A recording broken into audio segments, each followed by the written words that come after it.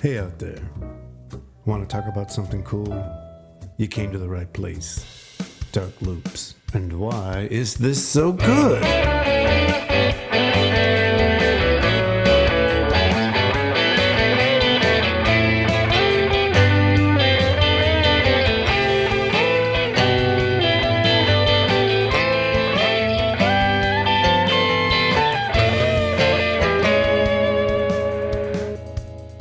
Hello and welcome to Dark Loops. Why is this so good?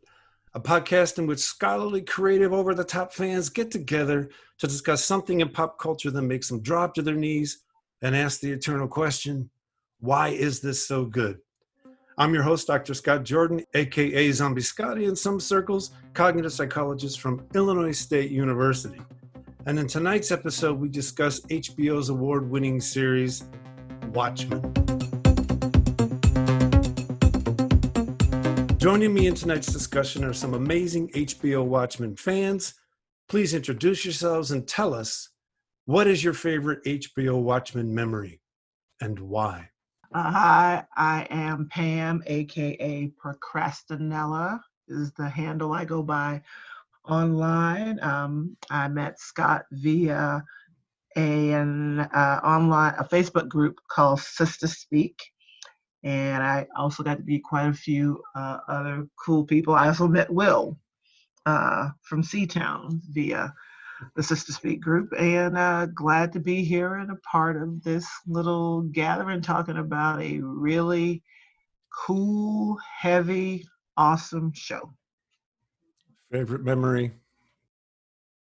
My favorite memory is the reveal that Cal is Dr. Manhattan. Not for reasons people think. No. No, it's not. We weren't thinking that, but you just made me think that. You just think of that. When he laughed, I was like, no, not for that reason. And I am Sistah Kay from the Sistah Speak podcast. And let's see, my favorite memory. I was going to say the reveal that Cal was who he was, and the whole, I guess, episode scene up to that, where they slowly reveal little bits and pieces, but we don't really know what that means yet. I think that's my favorite moment in the show. Hi, I'm Will from Seatown, as they say on the show. I also go by Will Wright, Will Chill, and that's an old one. So for me, I just loved the show, and what I enjoyed most was sharing with other people. So we've got a lot of content that was recorded by Procrastinella, Sistah Kay, Zombie Scotty, and I. I've had some trouble with getting it out, but and I've got my wife to agree to do an intro for it. So, I'm hoping that I will have something up on Saturday. Like I said, my favorite, awesome. Wow. My favorite moment was just talking with you guys. But I would say that just the first episode completely blew me away. Like it was just amazing. And it was so cool on so many different levels. And starting with Tulsa Massacre and the way that they build it through the story of the true life Bass Reeves and just wove it all together throughout. And the scene in the pod with Looking Glass and all the images and the whole Rorschach aspect of that, the way that they're able to tie all these pieces together, and to be able to share that with other people and riff on different points and what it meant to you was just incredible. And for me, that'll always be the strongest memory. And whenever I get somebody to sit down and watch it, to see their reaction to that first episode. It's fantastic. I'm Dr. Byron Craig, and I'm a professor in the School of Communication at Illinois State University. And I have to say, so my favorite memory actually of the show was, it's sort of about the show, but also about social media in the show. And so my favorite memory is, again, that very first scene of the first episode of the show. And honestly, I didn't even know the show was coming on, and then I saw some information about it and watched it a little bit later. But when I watched that episode, what was so amazing to me was the looking at social media and how many people were didn't understand the beginning of that show. And so I don't mean to sound mean here, but just the people saying, what was that? You know, Right. and people not being aware of the massacre. And so having the opportunity to talk about that massacre and also to put it in content of other massacres that had happened with Black folk in the United States, starting in the 1800s, well into the 1920s, 1930s, and we can even go further than that. So that being able to have that conversation about it, for me, is just probably one of my favorite memories about the show overall. But that scene was just so powerful to me that that is something that's always going to stick in my head. And that's amazing. I'm going to cheat and follow up on what you guys said and pick the first episode. The thing about that first episode is it was one of the first, and for me at least, it was one of the first sci-fi fantasy series that HBO put out after Game of Thrones. And after that disappointing season 8 of Game of Thrones, brutal misogyny and all Do we the have to even bring it up? Well, I just remember episode 1 of Watchmen with Sistah Kay punching the crap out of a white supremacist. I mean, it was, yes, this is how Game of Thrones was supposed to end, right?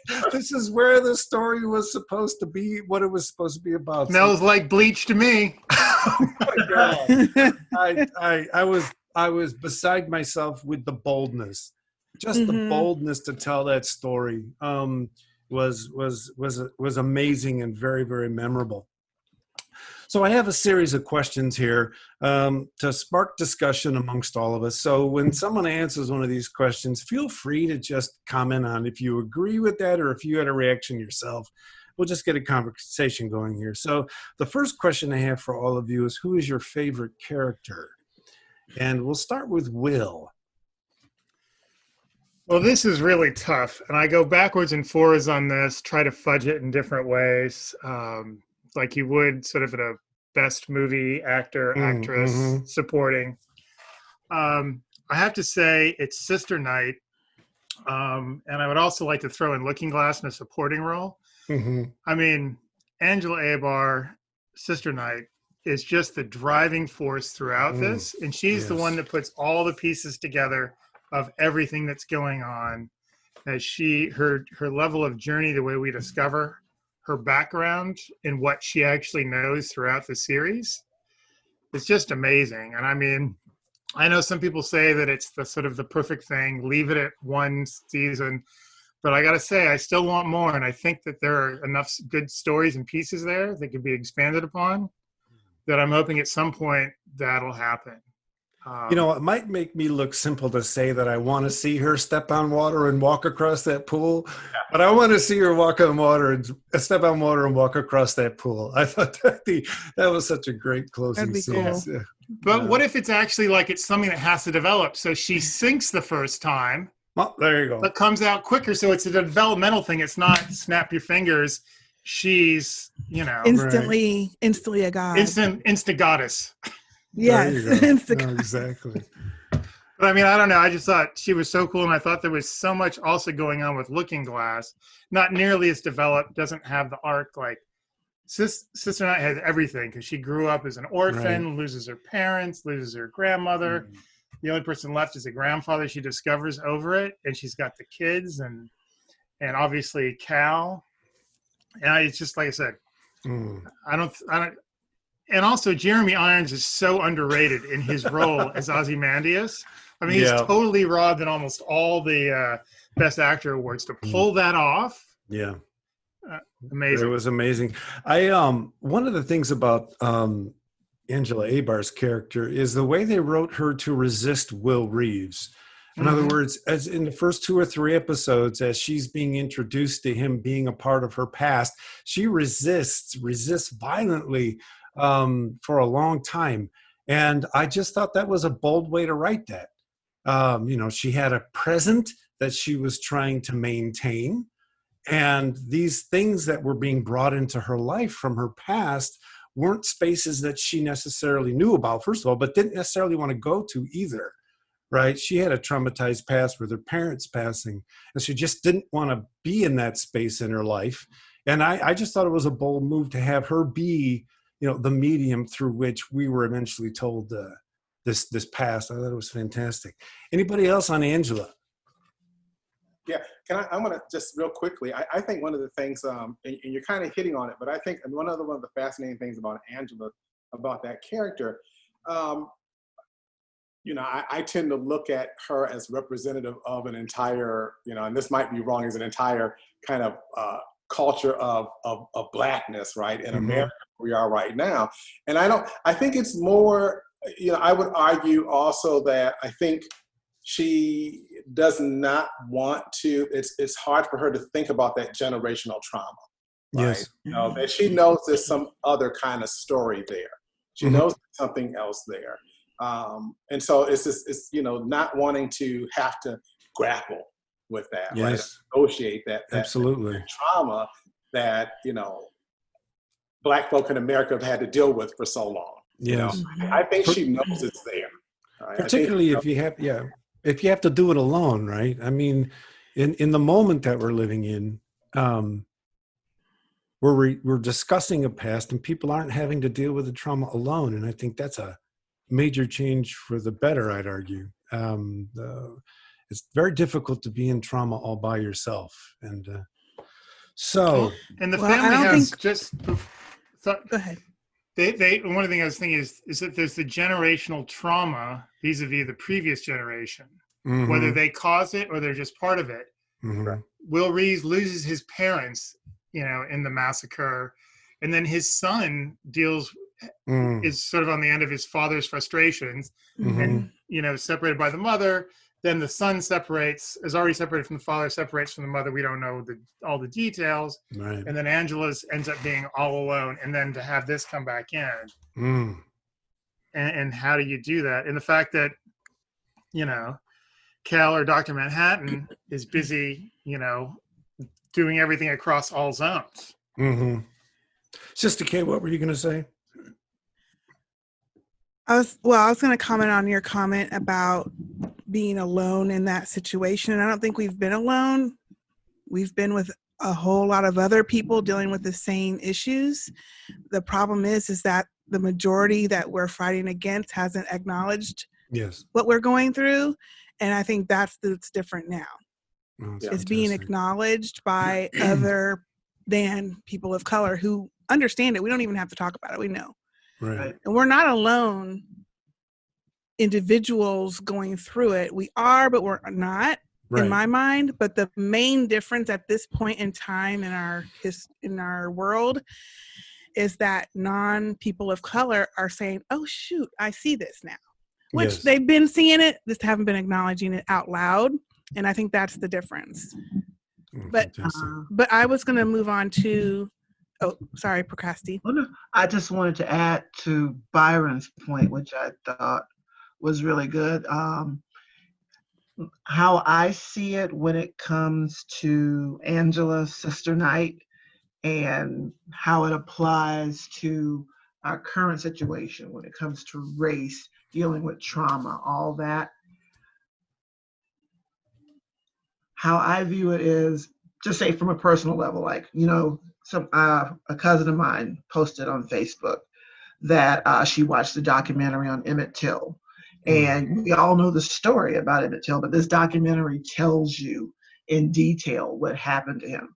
And just hearing just a little bit of it, I felt enraged. And I'm like, part of me wants, I genuinely want to revisit stuff like that because I want to know. And I want to know, I want to find out, if justice has been served or how things are going. But there's an anger in how I view it with Angela when it comes to, dealing with the trauma. I think when all this comes out, it's like visiting that stuff. You find out about it, you're angry, but Angela is a character of action. So she is not not going to do anything about it. That's the thing that I took away from it. Like, all these points are, right on the money, that, hey, she doesn't want to deal with this trauma, but because of who she is at her core. I mean, we all saw in the beginning, remember, out there in the field when the guys, what were they, the Cyclops or whatever those, I forget what they were called, when they were mowing cavalry. Yeah, when they were just going off with the machine guns, she was right in there, Yes. dug her heels in and was giving it right back, because she's a woman of action. She's a character of action. So finding out about all this, even if her first instinct is, like I think most people are when you hear about these horrible, horrible things that happen, I don't want to deal with it. But you dig in a little further because you want to know, you want to understand, and you need to know the history. But then that anger propels you, and if you're a person of if you're a person of action, if you want to right the wrongs you see, you can't not do anything. And that's what I think Angela is. She, even if she wanted to, just who she is, it's going to propel her forward. Yes. I mean, I look at it, she charged pretty much into every situation that she was presented with, because that's who she is. I mean, even like Sistah Kay said, as a kid, when she was left alone, little kids like, okay, here we go again. And she doesn't know how to quit. It's not, it's not in her. And that, not to sound all, preachy, but that's how it is with us. Black folks, we don't know how to quit, we can't. I mean, it's just like someone said, quit is to die. Yeah, everything you throw at us, it's like, okay, that knocked me down, but what? I get back up and I keep going. You have no choice but to do that, I think. I think for Angela, just to touch on what you said, that trauma that she had in her past, her specifically, is what makes her charge into those situations. I think she uses that fear that she had and turns it into anger. And now it's like she's totally, it makes you really be able to discern injustice, and she can't stand to see that injustice. And it makes her, it's what fuels her to be in the job that she's in, to forge forward without fear. Yes, she probably felt a twinge of fear. I'm not saying she didn't, but she's like, well, bunk that. I'm still going to do it. I'm still going to go out there and fight for my family. I'm going to fight to protect my husband, my kids. And I think that's what fuels her to go forward. Yeah, she's a representation of the three sisters who started Black Lives Matter. Really, she's that personification of that, I think, in that show. So awesome. I don't know.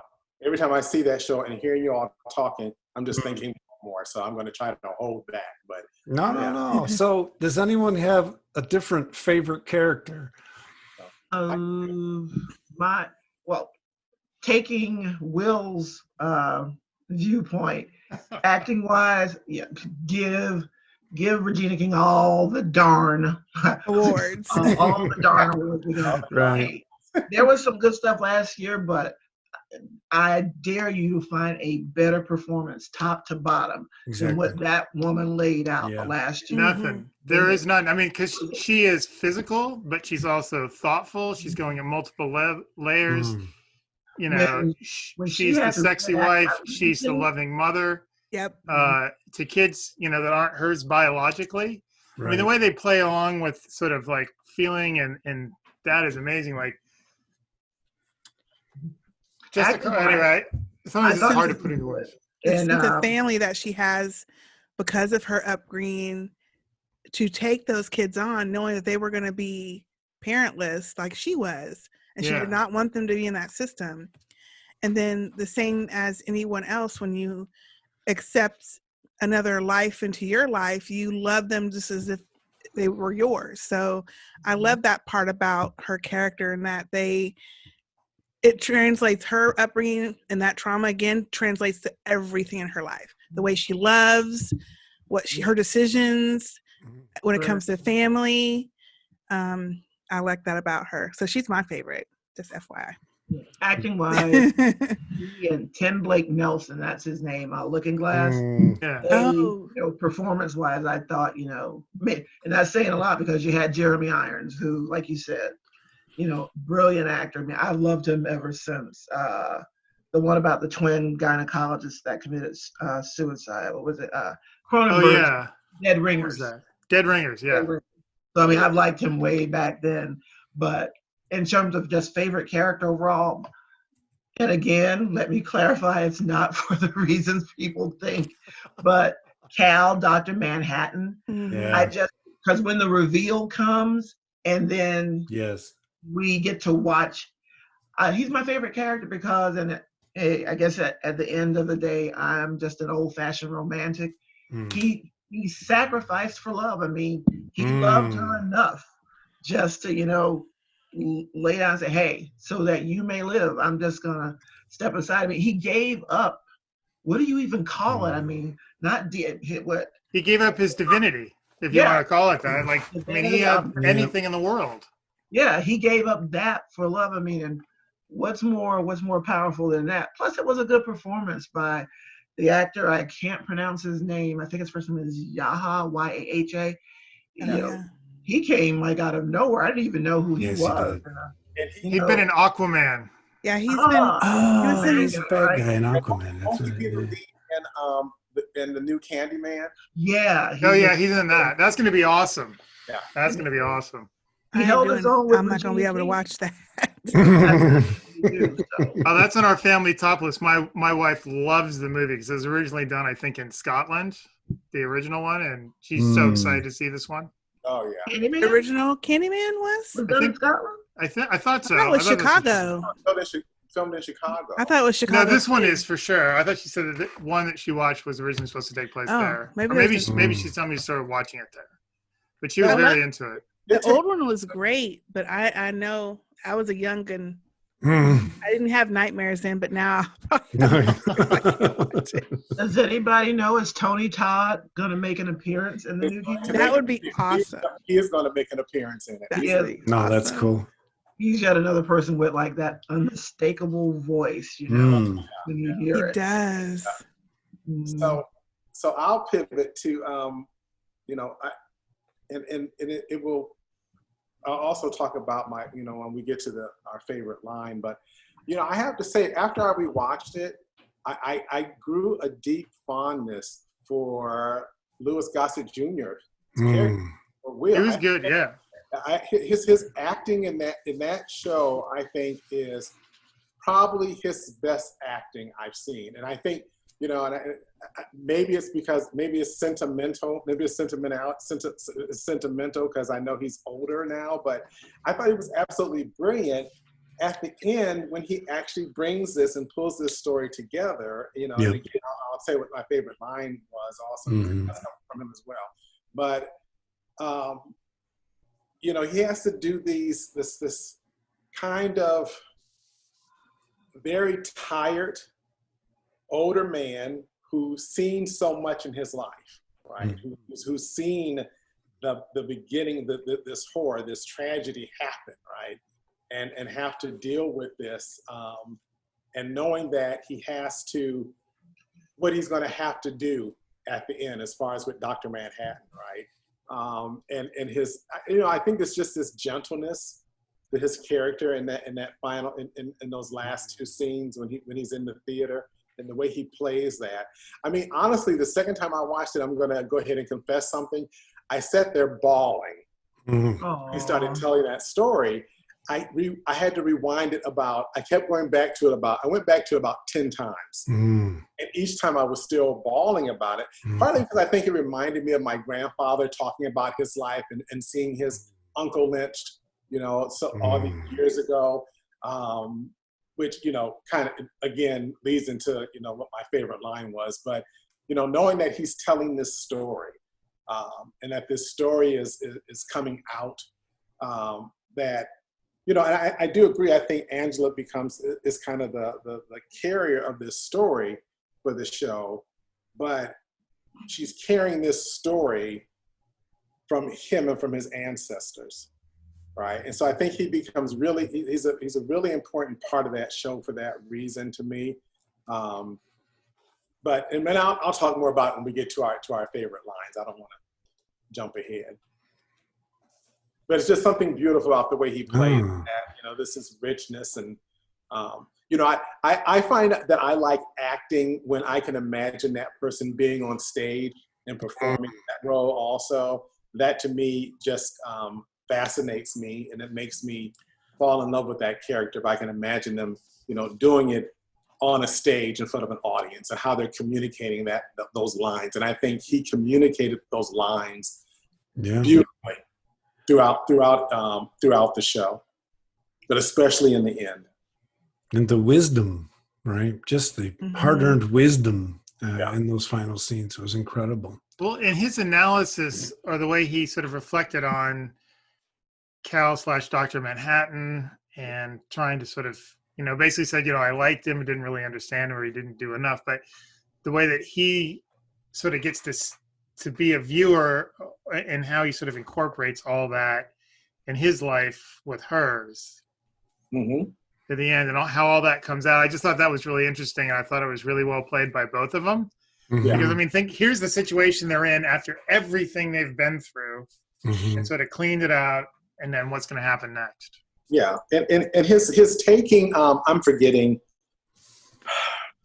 the sheriff's name. What is his name? Crawford. Yeah. Judd Crawford. Judd. It's taking him to the tree. I mean, that seemed tragic and frightening, but it was almost used the F word. It was freaking beautiful the way he led him into, and then when we go back and see how he actually did that, right? And kind of like poetic justice almost. Yeah, exactly. Yeah. Right. And I thought he just did that beautifully. Very unsettling scene, right? But you know, to see that, you know, that the tables turned on lynching was just fascinating to me.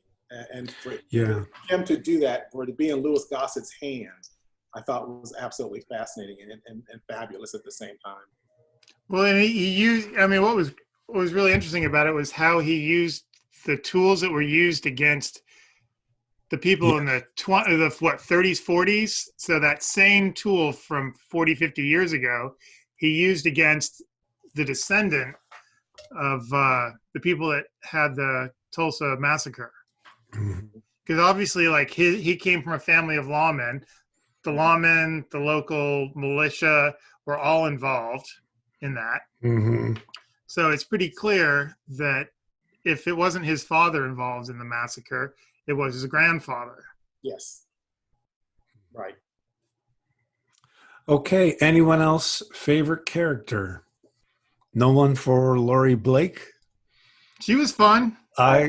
She was Yeah. great. I mean, you're asking for favorite characters. I know. I'm just trying to get us to talk about her. Yeah. I mean, some of Looking Glass's lines in there, Yeah. and the way that he presented stuff, and the sort of the reflective nature, and dealing with sort of the psychosis from the 85, what is it, transdimensional warfare. Oh man, but that scene between, you know, Gene Smart and what's the sheriff's wife's name? Oh my God! With the trapdoor. Oh yeah. That was brilliant, right? You know, I think even on Twitterverse, right? That was just like, what the heck is going on? Yeah, absolutely. That was absolutely fascinating. And their interaction between one another, these two white women, right? Yes. And that, I thought that was like a pivotal moment, right? We see this kind of white angst between the white women, right? Almost, I guess I wouldn't quite call it soccer mom, but let's just call it soccer mom for the sake of this analogy. Is that, you know, two white women, right? Kind of like, wait, we're kind of similar, but oh my God, what are you doing to me? Okay, you know, and to hear this story come from this other white woman, which also ties into this whole notion of the complicity of white women in, you know, in systemic racism, right? Yes, exactly. And in clan rallies and all this, right? I mean, it's played beautifully. That scene, I absolutely love that, right? She's just like, you know, well, you you got the story here, right? And Right. to see that, that reveal there is just wonderful. And that's the first time that we see Lori Blake really surprised. Right. Right. I mean, she's been ahead of everybody else the entire series, and that lets her make these witty remarks. She's never really, surprised by much. And all of a sudden, what the hell? A trap door? It's like, are you kidding me? And it doesn't Who has work. that in their living room? Oh my gosh.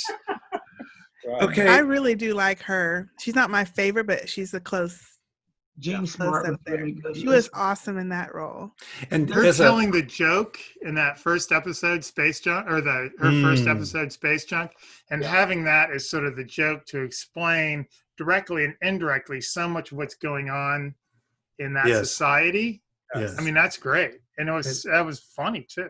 It was, and for someone who read the graphic novel, I thought that they handled her character 30 years later so well. No, I agree with you on that. It was just, for me, it was the best connection to the graphic novel was her character.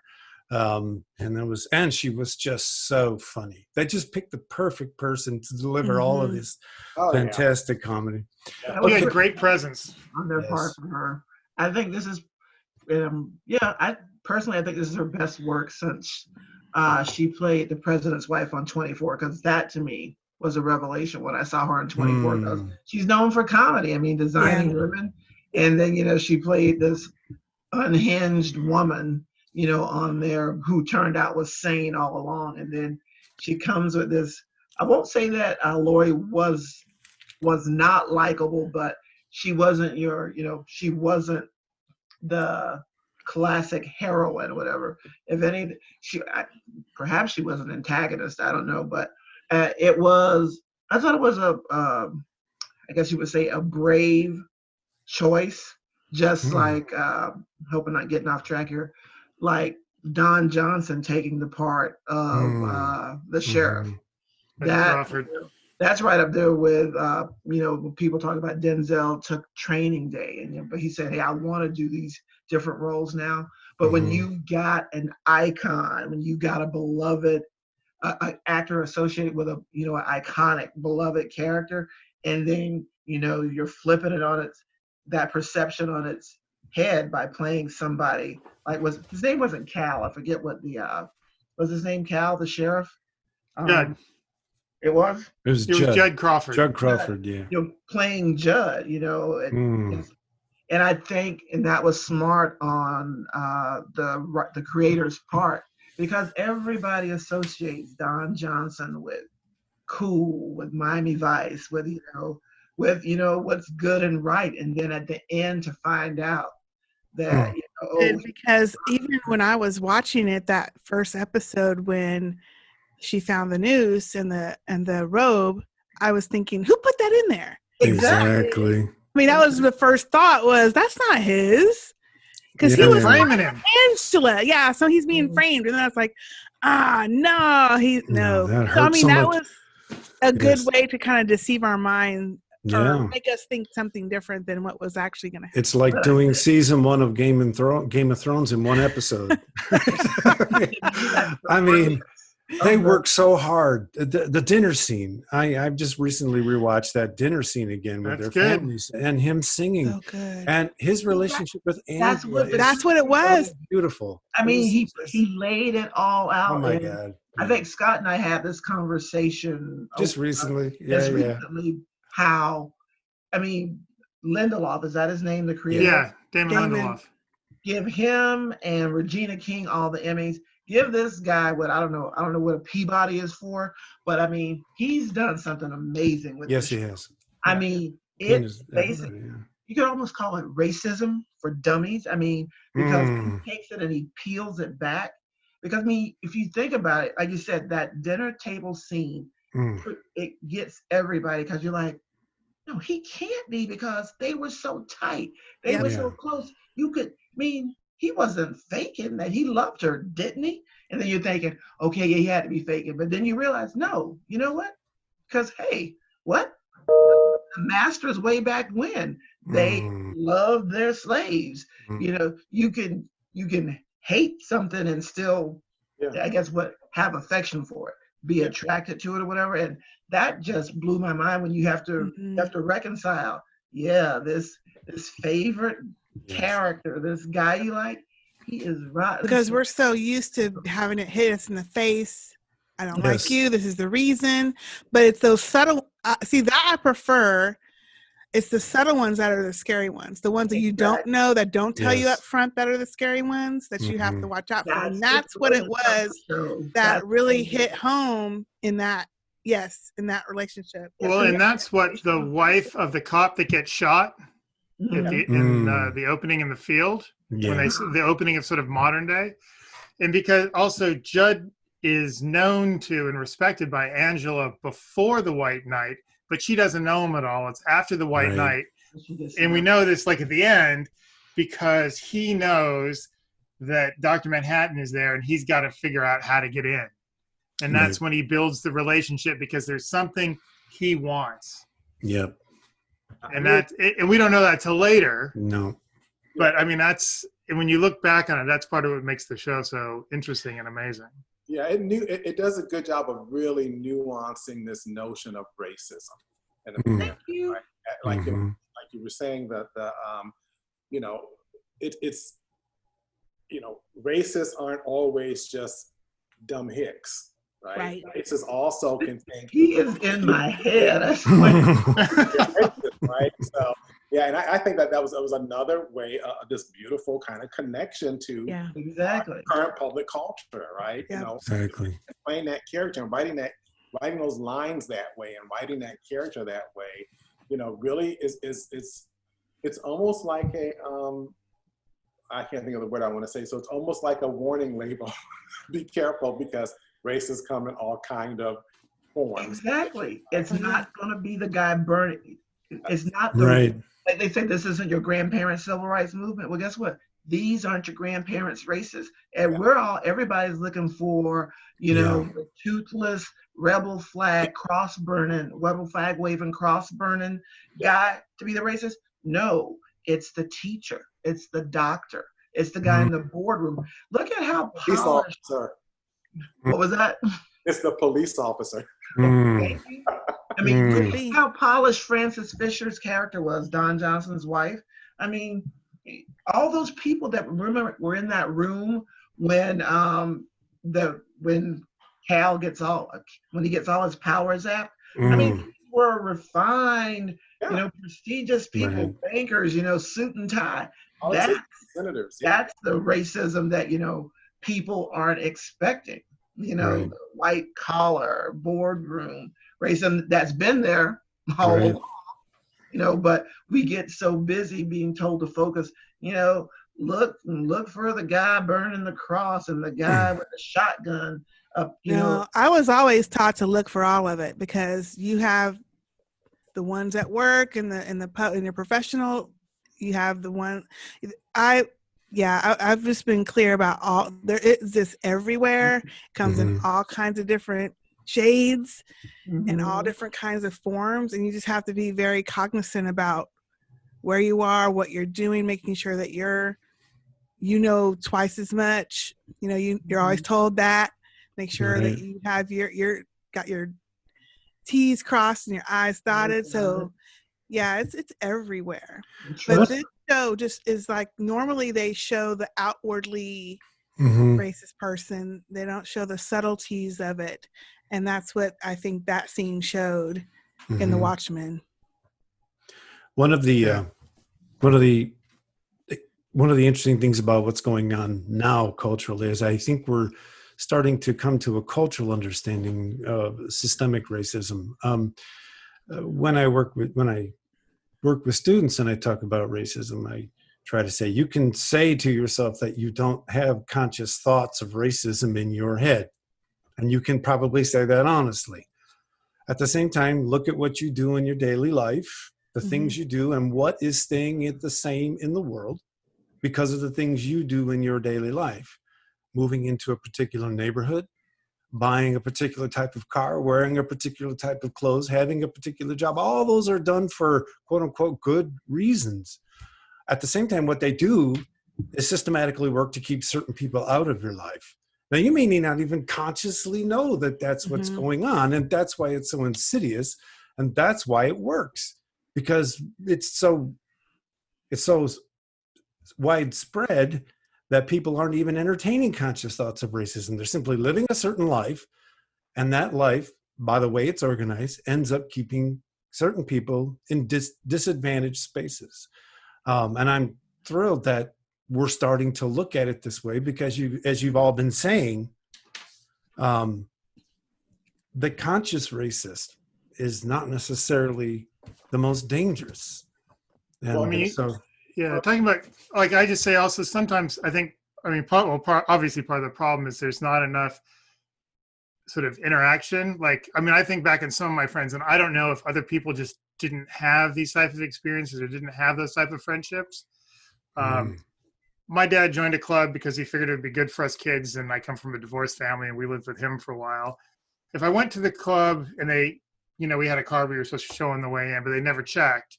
If I went in with a black friend, they always checked. Yeah. And technically, we weren't allowed to bring friends in without my dad. Right. I've got a friend that I've known for decades. He came over to our house with his brother. We went over to his grandparents' house. We were on the middle of a hill. He had a grandparent on the top and the bottom. And so we would just always mix. And then my dad moved, and he lived in the suburbs for a while when he got remarried, because she had a house that was big enough for everybody.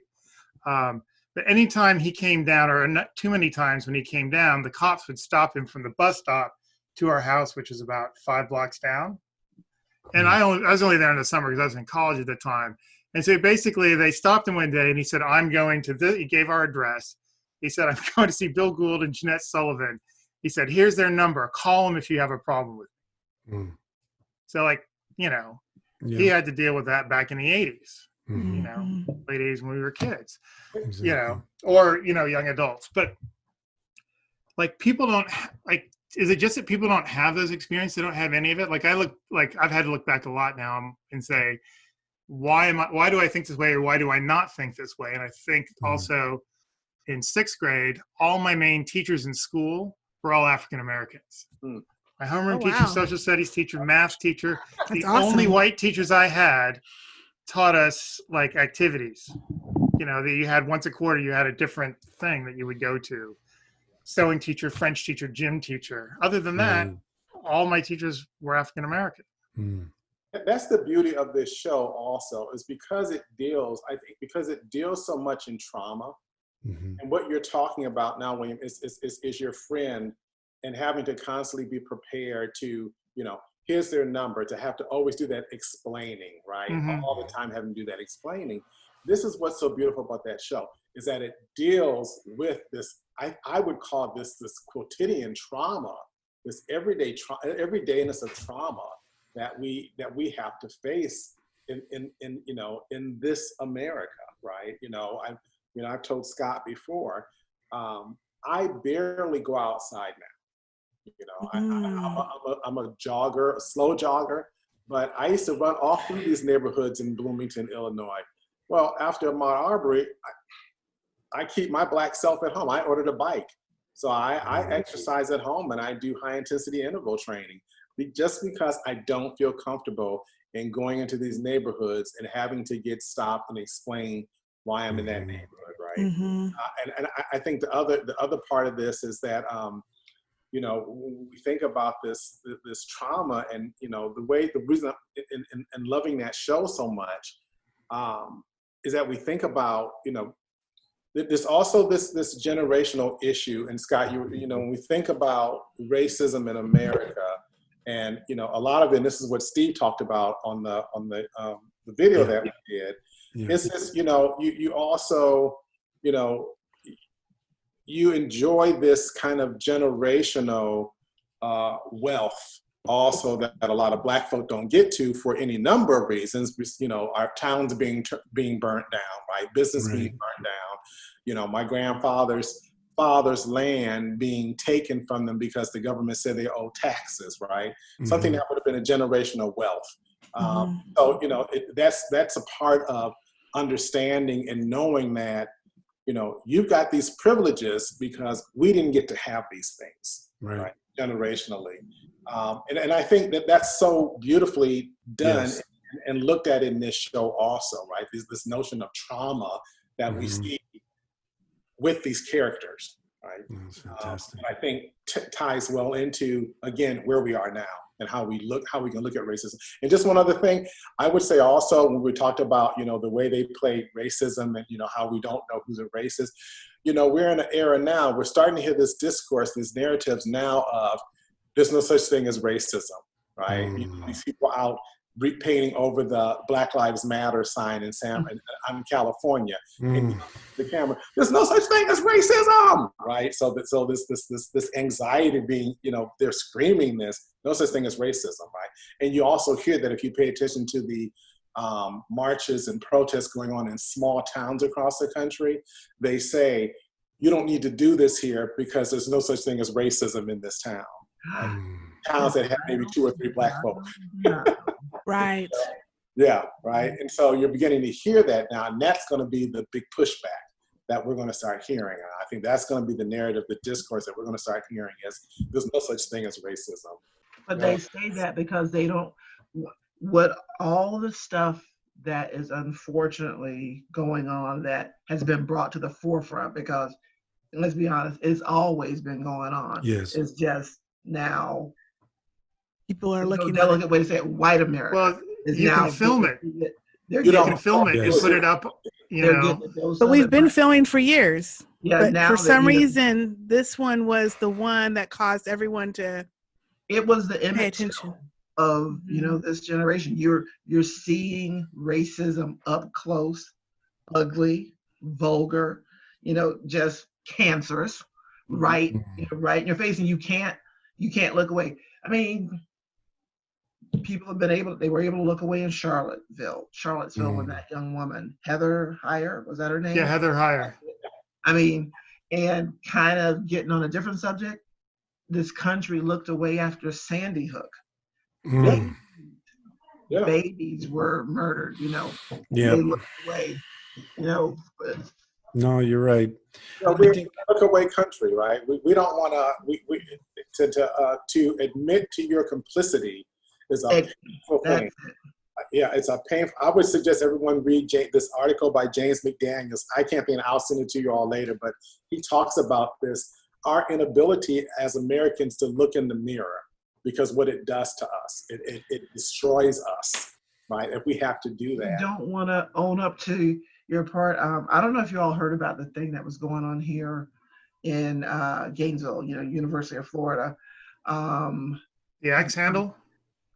No, the gator bait. Gator bait. No, I didn't hear about that one. That they're now basically, you're not going to be able to say the term anymore because now, how many years ago?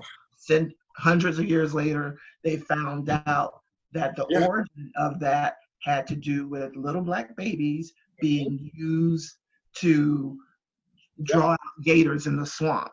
That's where the term gator bait came from. And a lot of folks here in Gainesville are losing their minds.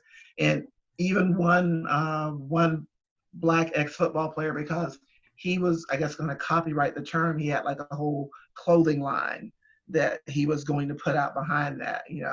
I apologize to anybody who knows the exact story if I'm getting it wrong, but basically he was saying, hey, I've been saying this chant for years, and I'm black, I don't think it's racist. And people are like, no, but the origin, what it came from. That's what this show did so well, as Byron was saying, is defined it historically. So it wasn't up to one person's life, one person's moment to tell everybody what racism is. There's a whole generational phenomenon that this show put on display. So when the individual finds it difficult to deal with it, it becomes clear that it's that individual struggle to deal with that anxiety, not the historical record. And that's one of the things I think is terribly exciting and might make me potentially optimistic about where we are now, is if we can keep this multi-generational discussion alive and let it move its way into policy and such. We do stand. Gotta get that old guard out of there. It's like Brian Byron mentioned, people don't want to be held accountable. They don't want that mirror in their face, because there was that back to that Gator bait thing they were talking about on a sports channel. And the one local guy, he's like, hey, I'm the biggest Gator fan there is, but now that we know where this came from, in good conscience, people, we can't do this. And people were giving him pushback, and they were going, how do we know it's true? I mean, that was hundreds of years ago, and I was on the road driving, and if I could have called, I would have. And I wanted to say so bad, just step back for a second. So you have trouble believing that an institution that was an institution that said it was okay for one person to own another, an institution like slavery that was responsible for barbaric, inhumane, treatment, torture. It's so hard for you to grasp that an institution like slavery can exist, but in that institution there wouldn't be something as horrible as this done as well, throwing babies to gators. And that's the thing. They know it does, but they don't want to own up to it. I've seen this quote all over the internet. It said, white people should be glad Black folks just want justice and not revenge. And I think a lot of times that's what fuels it. Their fear. And when people say, like, please, we don't want to kill you. We just want the right to be. Right. Is that too much to ask? But for a lot of people it is. And like you said, having to face up. I mean, I often wonder when I would see those pictures of lynchings and stuff, and I'm like, has anyone ever had a project where they went back and traced and found the people who were there, gathered around the tree, smiling while the pictures are taken, or smiling while some guy's been burned, being burned alive? And can you imagine the horror as a white person to trace back your stuff and find out, oh my goodness, my great-great-granddaddy was that guy standing at the tree smiling? The only hope I would think is if, okay, hey, your fruit fell far from the tree, you're not like your daddy, or your granddaddy. Right. But America doesn't, like someone said, we haven't dealt with our greatest sin, slavery. An apology's never been issued, right. The third person in office that ain't ever going to get I think it comes down to two things. They don't want, who's going to say, I think what people think is that if we acknowledge it and say sorry, that means we're culpable and we have to pay for that in whatever way that means, pay for it in whatever way that means. And then when it comes down to when people talk about reparations, that comes down to money, and nobody wants to come up off of any money.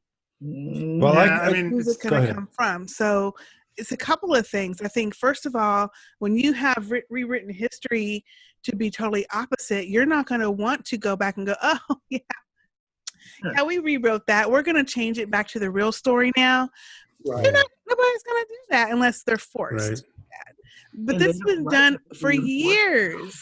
Years. I mean, years and years. I mean, probably forever, someone's been rewriting history about something. Who knows? All these stories are 100% in these books. No, because they wrote the way they wanted it to be told.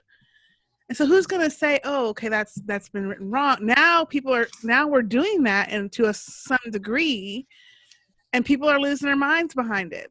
Yeah, you can imagine. Oh, you're going too far now. Okay, I'm with it. Oh God, yeah, Black Lives Matter, but you're going too far. You want to change my mascot's name. You want to tear down my little statue that I pray to every day or whatever.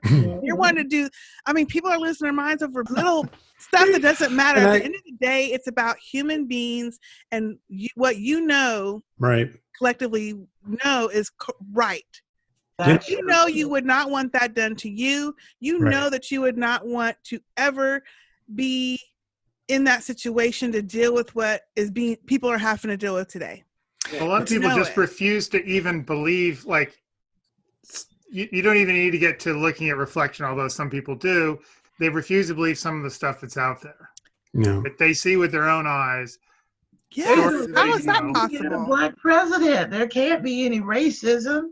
Well, one of the things I find lacking is this is a moment, I would argue, of real potential growth And what I'm not hearing at the moment out of any American leadership is inviting the American public to be part of something bigger. And don't look at it in terms of money. Yes, it will. If you ask me, we are going to have to pay reparations. But it's not the reason. It's not the money. It's the invitation. And I hate to use that word, but it's the invitation to be part of a better culture. They don't want us at the table, right? Because that means that they're in some people's minds. Yeah. If we're at the table, that means they're not, or pieces of their people aren't at the table, or we're taking something away, and that's not what it is. And I don't know why people feel like, it's those people, and there are people, we all know people like this that think that it's for them to rise, you have to be pushed down, that we can't all rise up together and make everything better. But there's some people that really feel totally opposite to that.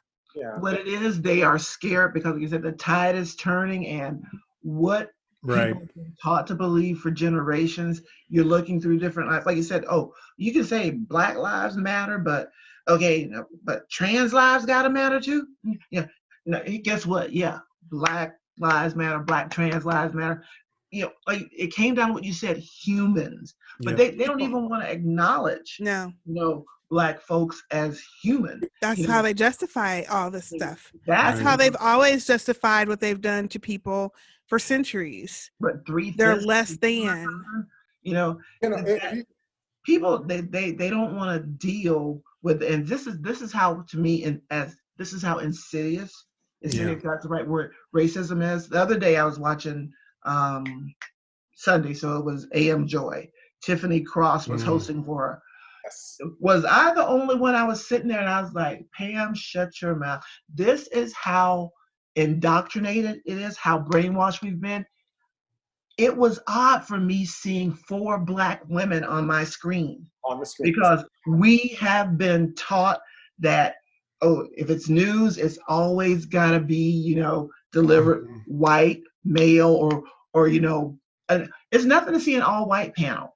But if you see an all-Black female panel, well, it's got to be the special episode. No, they were talking about current events. And I hated that it was so odd to see. That should be the norm. Just like you shouldn't have to turn on Telemundo to see, there should be Latin people up there. There should be Native. There should be a complete cross-section. Mm-hmm. But it's always been doled out that way.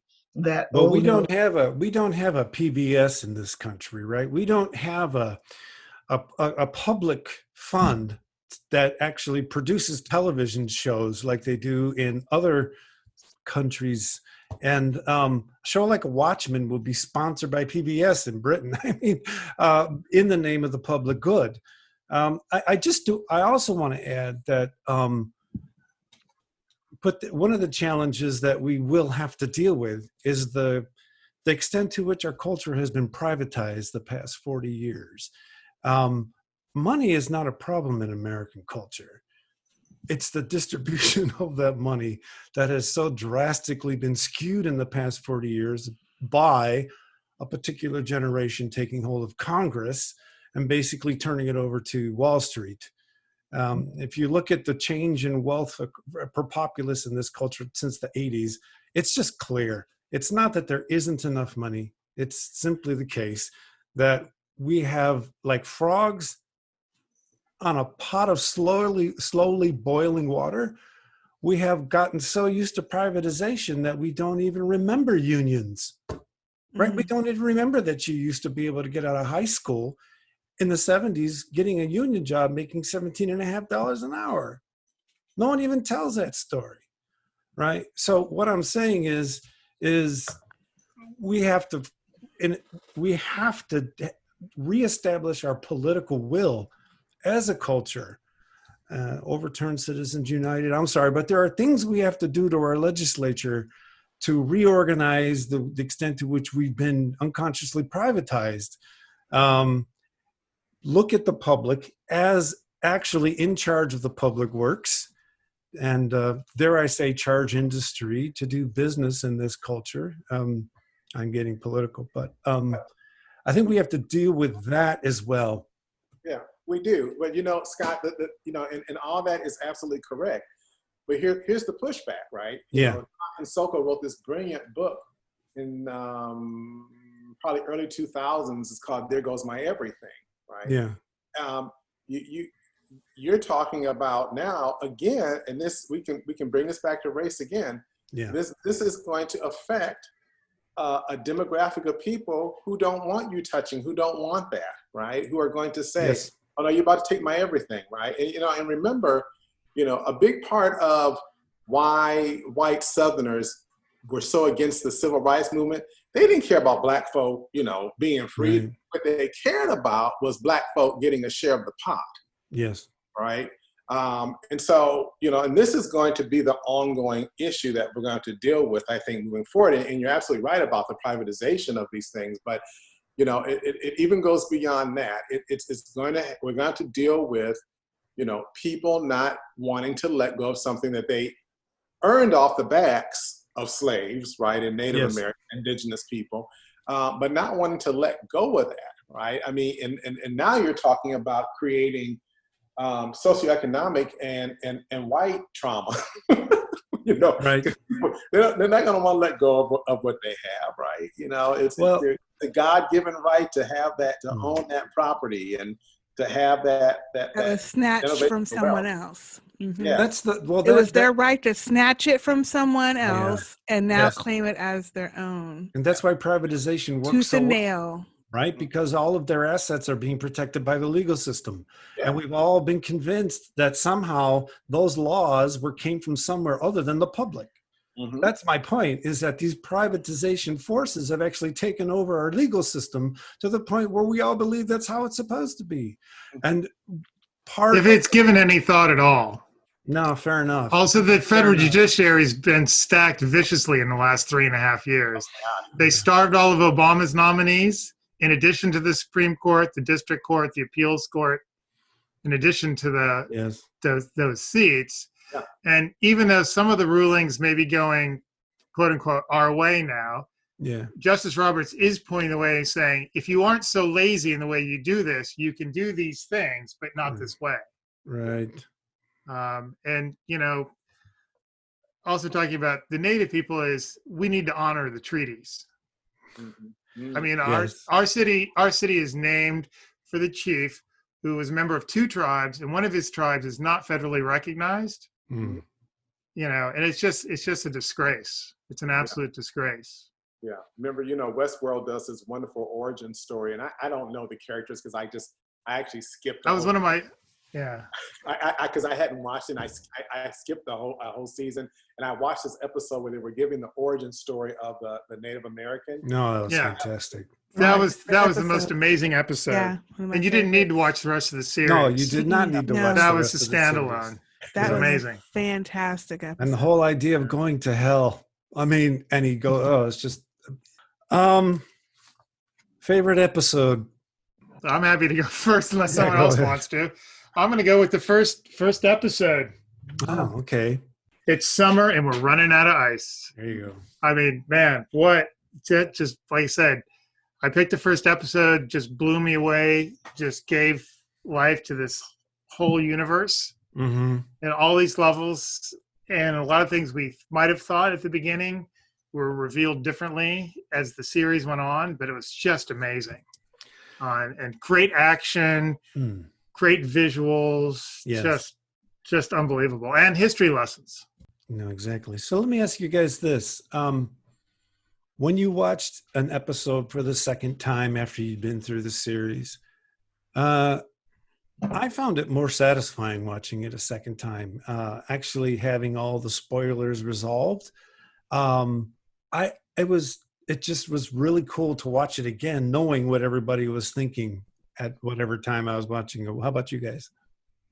No? I think I find more stuff the second time, but there's nothing like the first time. I mean, it's like the first time you watch season 1 of Game of Thrones, Fair enough. Is it episode 8? Where, if you're a fan of Ned, whoa. Oh my gosh. You get your world rocked. There's nothing like that first time. Your first third wedding, first time you see the dragons. But the first time you see the first time, Angela goes into Will's mind. I think that for the title, that's my favorite title. What was it? An Almost Religious Awe. I love that title, but that's not my favorite episode. My favorite episode is A God Walks into a Bar. That's Okay. I love that one. All right. Yeah. Why is that your favorite episode? Yeah, well, you find out that's where you realize that Cal is Dr. Manhattan. And actually when it first played, I don't know if it was a direct TV thing, but they had the title listed as A God Walks into a, and then the second word was bar. Yes. Yeah. But when you clicked on the info, it was actually They changed it. A bar, and I'm like, what a great play on words. Yeah. That was because you got Cal's, I guess, whole story, the backstory. Because and I don't know how they Angela's kept that. Were too. there no spoilers? Because I mean, that blew me away. Because I was still reeling from the fact she whacked him in the head with a hammer, and I'm like, and Maybe then we're when in trouble. the blue light, I'm like, I mean, The I hell? had been sitting on the edge of my couch, I would have fallen off because I'm like, no, that was right up there with Who Shot JR. I mean, that was a big. Right. Yeah, I'm dating myself with that one. You only had to wait a week, though. Yeah. Yeah, but Yeah, it's not a whole. I was like, I don't know what's going on. I'm not sure here, but I'm into it. I'll wait a week. I think it's all gonna be okay. That was probably my favorite episode, just because you get all the information and their story. Yes. And then the weird thing was, you were able to understand everything. He's like, well, I'm experiencing this now, but I'm here. And I was like, if I don't think about it too long, it was kind of like, Right. the whole Terminator thing. Remember, she's going off at the end of the movie. She's riding off into the future, but she's going to have a baby that sends his father back. And it's like, and for somebody like The me, time loop. I'm always asking why. Stuff like this could keep me going for days, And I'm like, so wait, he's sitting there with her now in her room in Vietnam, but he's also on the other planet. It's just an amazing series. I mean, well, the fact that he's the godlike force everywhere in the universe, can do anything, be anything. But what is most important to him is creating a life with Angela. And not being tied down by all this other stuff, but able to just focus on her. And so they get 10 years. Yeah. Watching the series again, there was a scene where I said, you know what, I should have had a clue that he was Manhattan. And it's the scene where his kids are at the breakfast table and they're mad because one of them said that since Judd Crawford is dead, he didn't go to heaven, or Judge Crawford didn't go to heaven. And Cal sits over to the table and says, he goes, heavens pretend. There was a time when there was no Judd. And then he was a baby. And then he was an older person. And he died. And where is he now? He's nowhere. And I mean, that is such a Manhattan comment. I just did. And then the look Angela gives him after that, it's like, are you remembering who you were? Or something like that. I don't know. It was really quite cool. Oh, who else? Favorite episode? My favorite episode, everything is just tied because like I said, I did go back and watch it a second time, the whole series, but I keep getting pulled back to the final episode, see how they fly.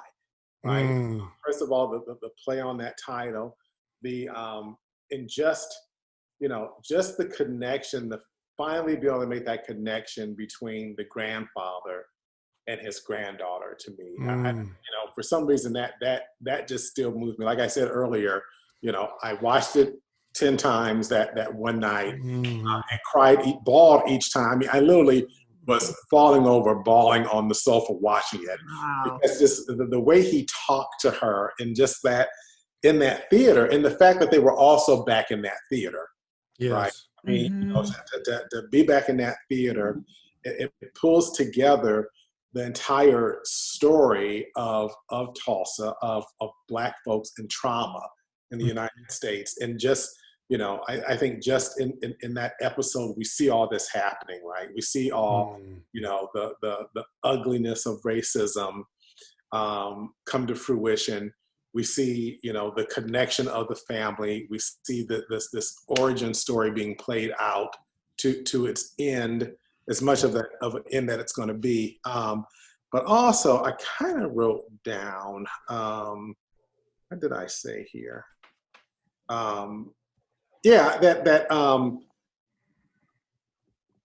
way that we see how trauma is carried from your childhood, from a generation before you, all the way into your adulthood, right? And how that trauma is passed on then to, another child, another generation, right? And to me, I just thought it just all came together beautifully. So I really have to say, when I went back and watched it the second time, I actually had to leave the room a couple of times because it was so difficult. It was difficult for me to watch parts of it in the first time I watched it. And that's a whole nother story. But even the second time, I got to enjoy the beauty of the show, the making of the show, the production of the show, the choreography of the actors, of all these different scenes happening. But it was still really hard for me to watch it. So there were parts that I would have to pause and leave and go do something for 20 minutes to prepare myself to watch these scenes that are coming up. Just because they just, there was a pain that I think that was done in those scenes purposely, that just really got me. So, going back that second time, I think I got, all those little things, these other little things that I caught on to. But, I will say that I thought that final episode, especially, that second to the last scene, to me was just, I don't know, for me, because I'm writing about race and trauma, that scene to me will probably be, just really ingrained in me for a long time as I do this writing. It sort of reminded me of going to the lynching memorial in Montgomery. Oh, wow. That moment when Louis Gossett Jr. says that line that we'll talk about when we get to the lines, but, as I looked up and saw the names of entire families, being wiped out on those, at that memorial, it was just, it for me made this connection to these notions of, the kind of trauma that we've had to deal with in the United States. So I think for me, that episode really represented that well. Now I will say, the episode when we see Angela as the little girl also, right? 'Cause I think that there's a connection there with this whole notion of this kind of generational trauma, right? That she's always having to deal with in her life, right? But I think that, in that episode, sitting there with her grandfather, and remember, she cries also. That scene, didn't she cry? Didn't she start crying in that second to the last scene when she's sitting in the movie theater?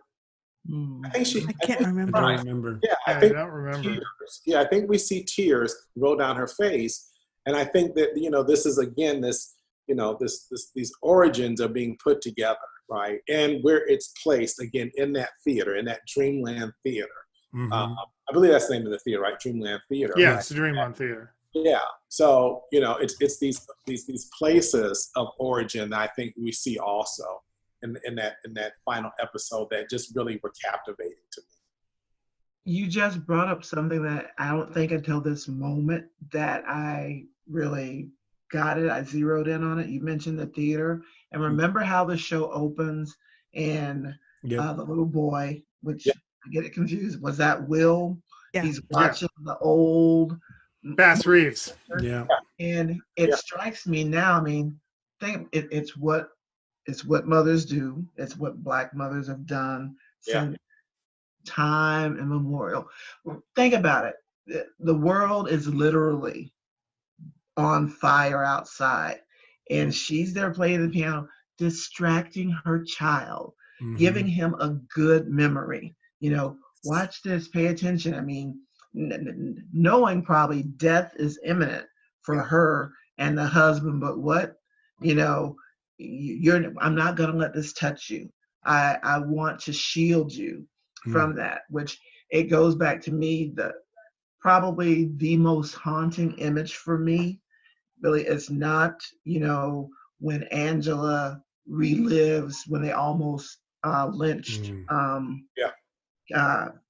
her father. Is it Will?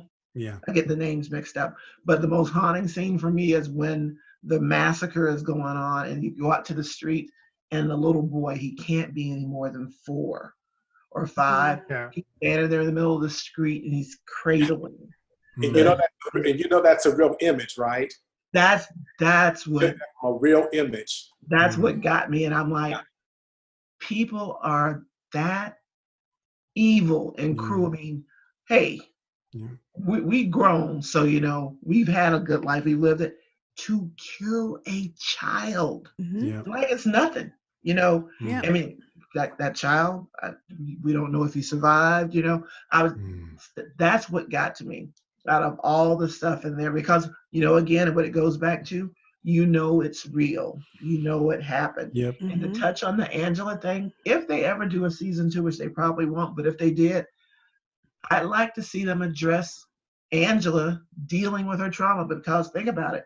She's a character of action. She's a woman of action, always moving forward. And you know why? She's got to move forward, because if she stops, it's all going to come crashing down. And even as seemingly superhuman Angela is, even she can't hold up under that weight forever. She'll buckle. I don't think she'll break, but gosh, when it comes crashing down on her. And Angela, really, if you think about it, she's Superman. She saves everybody. But who's gonna save Angela? Angela's Batman. Yeah. Parents killed, no superpowers. But Will Reeves, it's like he's Superman. Yes. And I watched it the first time I saw him when they put him in and sent him out, and he's leaving a destroyed place like Krypton. I remember that. And so I just remember thinking that illusions, and then she's like Batman. She's got the badass black car and just cruising, and she's she's got her belt where she puts the whole utility belt together. She uses the rosary beads as brass knuckles. I mean, she's got it all down. I gotta say, that reveal with her picking that video as a kid was just so that was great. Yes. It was just so cool. Or don't forget the blue backlight. Remember, because I think I saw blue light everywhere. When somebody everywhere. It was there all along, and we didn't even see it. That they were trying to tell us, hey, she is. I guess because she eventually, I guess, is supposed to be Dr. Manhattan. I think too. Did you say it, Byron? That she would probably sink, but then get back up, because it would be too easy to have her have his powers right away. I think it would have to be something she grows into, or has it been passed on to the kids? Sistah Kay, your favorite episode? It's the a God walks into a bar also. Yeah. For the same reasons, or? I don't know. I like the dialogue. I like the reveal, getting to understand more about Angela and how she was before we see her in the present day, quote unquote present day. And yes, and then that reveal.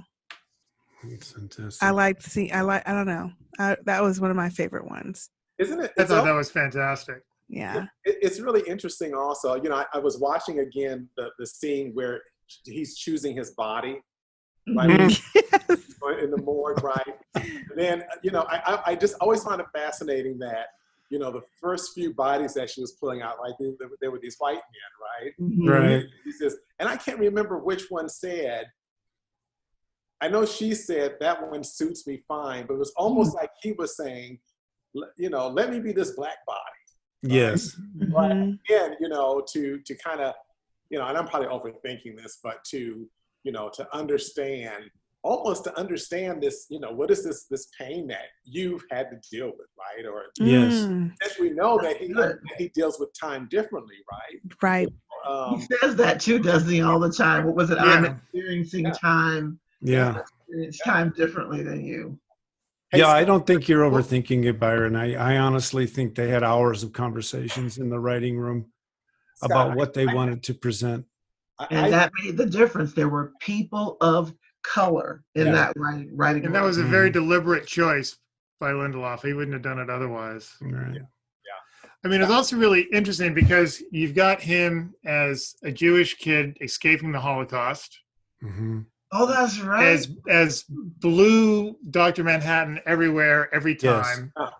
Yes. And then you go to the Black Wife. So, so what is it? And Ozymandias mentions this when he comes to see him, and when he shows up in Antarctica. Mm-hmm. And he's blue, so it's like he's got all three dynamics in one. Yeah. Mm-hmm. And sort of how I just thought how does that shape how does it shape his deity-ness? Yeah. And you could argue, what is he? I mean, how does he identify, or is it just in a timeline, but he's got these different he's just associating all the way across the timeline all the time. And I think go ahead, Byron. We can't forget Lady True's origin story. Right? Oh, yes. Story there of her mother, in the position her mother was in, right? And it kind of, when she is impregnating herself, you go back and listen to those lines that she's giving, that she's telling us, and that's the way she's talking about and looking at his picture, at his photo, right? And kind of, it's almost like, you have me in this position of servitude, right? Mm-hmm. You don't even know my name. Yes. Right? It's almost like, well, I'm going to get you, right? And so there's this other origin story there between, this and I think, and that painting is so purposely done that way, right? Of this Nordic kind of white male, right? Mm-hmm. With this, having this Asian woman who cleans for him. There's something powerful in that, and that's something I want to go back and flesh out a little bit more too, to think about, that origin story, which would also be wonderful to see how, her mother grows from this, this child for another season. Yeah, I really think there was a lot of nice contrast or important contrast going on between Ozymandias and Dr. Manhattan in that scene where Manhattan goes to visit him to figure out what he wants, and Ozymandias wants to be a god, right? And he wants to rule over his own place. Be beloved and appreciated. It's worshipped. Yeah, it's such a good description of a privilege, right? I just want to be able to do what I want and be loved for it. And Dr. Manhattan's sort of been there, done that. That's not what I want to be. And then to have that flesh it out with his character in terms of where he ends up in the story is right. And he doesn't want Lady True, his daughter, to have that, right? He immediately recognizes that with her. Yes. Says how dangerous it is, but doesn't acknowledge the danger for him to have that, right? So yeah, I gotta say, I was a little disappointed she ended up being a villain. Why not let a goddess exist for a while and see what she does? Can she do better than a god? I mean, I'm not sure why they felt they had to write her to be. I don't know. Look at it this way: she kills Cyclops. She wipes them out. Yes. I think maybe that's too simplistic a view of what a villain or a hero is. Yeah. And I think that's part of the narrative here, is people are able to do different things with the power. What did Manhattan do? What did Ozymandias do? She's like, I'm going to do things with my power. So what does she do with her first act? She takes out, she's like, I don't even want to hear your stupid speeches. Zip. I just don't know why. I don't disagree. I just don't know that it was necessary. Why couldn't she have become a goddess? Why couldn't she have been successful? And then where would that have taken the story? Because there are other things they wanted to do with Manhattan's character and Angela Lebar's character, and I get that. I just wasn't a fan of how they ended her story. Well, her daughter survives, doesn't she? So there's always the mother survives, exactly, right? The daughter can live on through the daughter. Yeah. It doesn't mean that the daughter then can't once again recreate Lady True. I just got a little Screwed. vibe that they were trying to do a Daenerys Game of Thrones thing where absolute power absolutely corrupts, right? And it's like, enough of that story, you know? Let a woman do this for a while and see if she's as bad as guys are. Anyway. I say that about a bunch of stuff. Exactly. Exactly. So I'm going to go on to my favorite episode because it actually was episode 6, This Extraordinary Being. I think over the years, if I want to just dip in and get a little Watchmen, and I only have an hour, that's the episode I'm going to go to. I just love the sophistication of his life, the sophisticated way they told the story of his life, falling in love with the woman that he saved, her encouraging him to put the hood on and to become this vigilante, and then what that ended up doing to their relationship, what it ended up doing to his relationship with his son. That was an incredibly difficult story, I think, to do well. And I just think they did. And as you're talking about, when you get to that final scene, there's just a clarity of what you're listening to and the story that's being told that is just undeniable. And then to have certain parts of those scenes where they go from showing him living the life to Angela sort of living the life in the memory was just stunning. There's the scene where she is flying through a window, or he's flying through a window as Hooded Justice, and then they freeze the frame and it's her eyes, and that's where yeah. There's some amazing shots in that show. I remember when we were talking about it, like that show, the fight scenes going through the glass, the broken glass, the switching. Yeah, there's a scene where Laurie Blake is talking to her and her image is frozen, and that's the scene where she starts to cry because she's telling you've got to get out of this.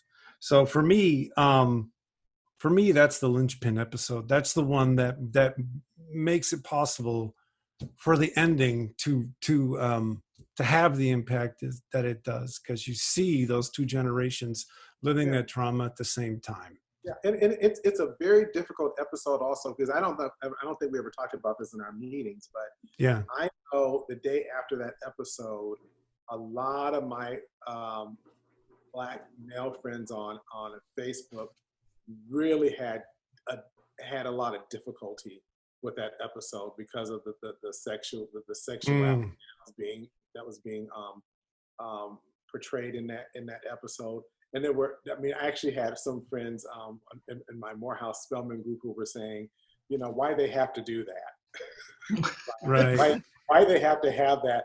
Why that had to be a part of the show? Because what they were saying, this emasculates this Black male, right? The fact that he slept with this dude, right? And so there was a lot of conversation about it, and I still don't know how to really. I couldn't find a way to respond to that question, and I don't know if this was, if that's sorry. Go ahead. No, help me out. I think that's a problem in the Black community, males in particular, in the homophobia that they have, that they think that being gay is emasculating, that you're no longer a man if you are gay, and that's a cultural thing that I don't know how to get past that for them. Yeah. I don't know where that comes from. Yeah. That they have to overcompensate or exaggerate the fact that they are men and we like women, but you can be a man and like men too. Right. But that's something that just does not compute in some Black male minds. Yeah. And they feel so threatened or so uncomfortable with that for some reason. To put other men or put gay men down. It's like I've had this conversation with friends of family members, and I'm like, hey, everybody, do you or whatever, but what, you have no reason to put your hand on that guy. What to me, it always goes back to, are you afraid of something? I mean, he ain't doing nothing to you. He looked at me. Well, maybe because that booger hanging out your nose. I mean, I don't know, man. I'm just saying. But a look can't do anything to you. you obviously feel threatened by something, and like you said, then you overcompensate. Right. It should never resort or result in violence. But that's like, it's like going from 0 to 60. They go like, oh man, he tried me. But that's because they have something inside of them Exactly. that is afraid of whatever it is. Mm-hmm. Which, if you really kind of break it down, this could be the same for racist people as well. I mean, there's something inside of someone that makes them say, that person, who they are, scares me. Mm-hmm. For no damn reason other than it scares you for some reason. What is it inside? And until we can get to the root of that, I don't think it's going to change. Scare you. Like you said, the same when it comes to the homophobia. You've been taught. Yes. That, yes, you're supposed to respond this way. Right. Yes. And until we can fix or figure out why that is so ingrained in people, none of this is going to get changed. And a hard thing for and people. Is it even worse because he's essentially, I don't know, maybe I'm reading it wrong. He's bi in this. He likes women, he likes men, or he likes one woman or one man, but he's not defined by one or the other. And that's maybe part of the issue he has in here is he's not part of it. He's part of everything or nothing.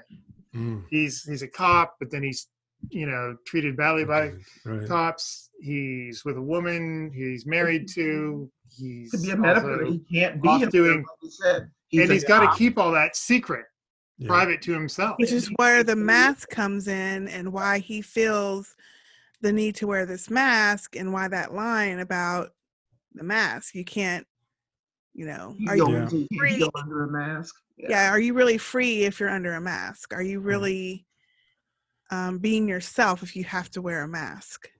And he even has to wear makeup under the mask so that people don't know that he's African American, or they'll kill him because they just all say, oh, he's a white guy. He's okay. He's hiding a lot of stuff, and not just hiding the fact that he's a black man. He's hiding a lot of stuff. Yes. Talk about W. Du Bois and double consciousness. Come on. No, you're absolutely right. That just really takes it to a whole nother level, right? And who wrote "We Wear the Mask"? I can't remember who wrote. I can't remember. Is it Ellison? Was it Ellison? Ellison? Maybe it's Ellison, right? I mean, it just makes this conversation making me think about all these things, right? Yes. And connections to, again, to our stories in America, right? Mm-hmm. I guess I was also thinking, the fact that he's with a man, but then it's a white man, right? So that just even problematizes this more. But that was almost like a double betrayal, black men are like, why he got to do that? And then with him, or is it that black women are saying, think about it, because black women can be just as harsh about that as black men can. Is the black woman saying, why he got to be with him? And then why he got to do that? Then why he got to be with him? Instead of someone, another black man or whatever.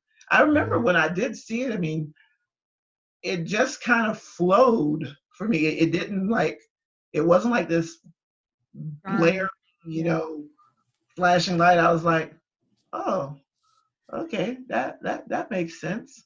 And I think maybe that was the goal, not to hit you over the head with it, that they didn't give a reason, if you will.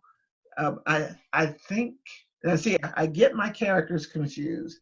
Hooded Justice was not Will. That was Will's father. No, Will was Hooded Justice. Yeah, Will was Hooded. Yeah, the same. Louis Gossett Jr. was Will, though. Right.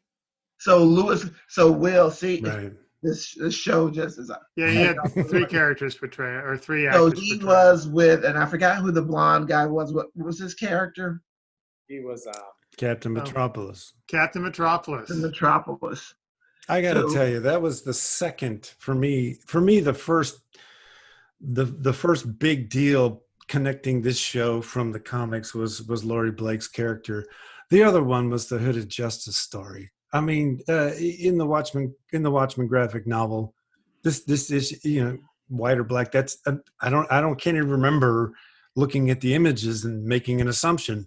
But to then have the first masked vigilante be Will Reeves was just, and it's not it's an act of love on Lindelof's part to Alan Moore to actually do that to the story, because Alan Moore's Watchmen is actually pretty satirically political. It's not a pro superhero graphic novel at all. So that was fantastic. So yeah. on that note, I think we're going to go to favorite. I wanted to before we move on, I wanted to do one thing. So when Captain Metropolis dies, he leaves his entire estate to Will. Yes.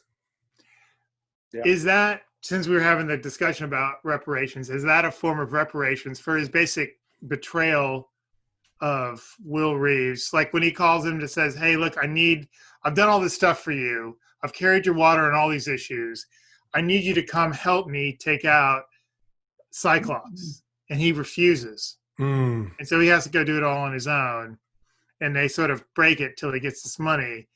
Yeah. Is that like a form of reparations, or do you think? I mean, I didn't necessarily think about it as much at the time. I think it's his white reckoning. Mm-hmm. Yes. I think it comes out of guilt. I think it comes out of guilt, and I think it comes out of that there may have been a real love there also. Mm-hmm. And he wanted to do this because of the love, but I think it's also part of this white reckoning, of this guilt that he felt for not being able there for him, not standing up for him. To stand up, right? To stand up for to correct this racism, this horrible, racist stuff that was going on, right? Then he was perpetrating too, and it's maybe not until actually Will cuts him off after that, and he loses his right to be a superhero with the Keene Act, that he sort of comes to this at the end of his life, like, okay, I can look back now and realize how I was wrong, and this is what I can do.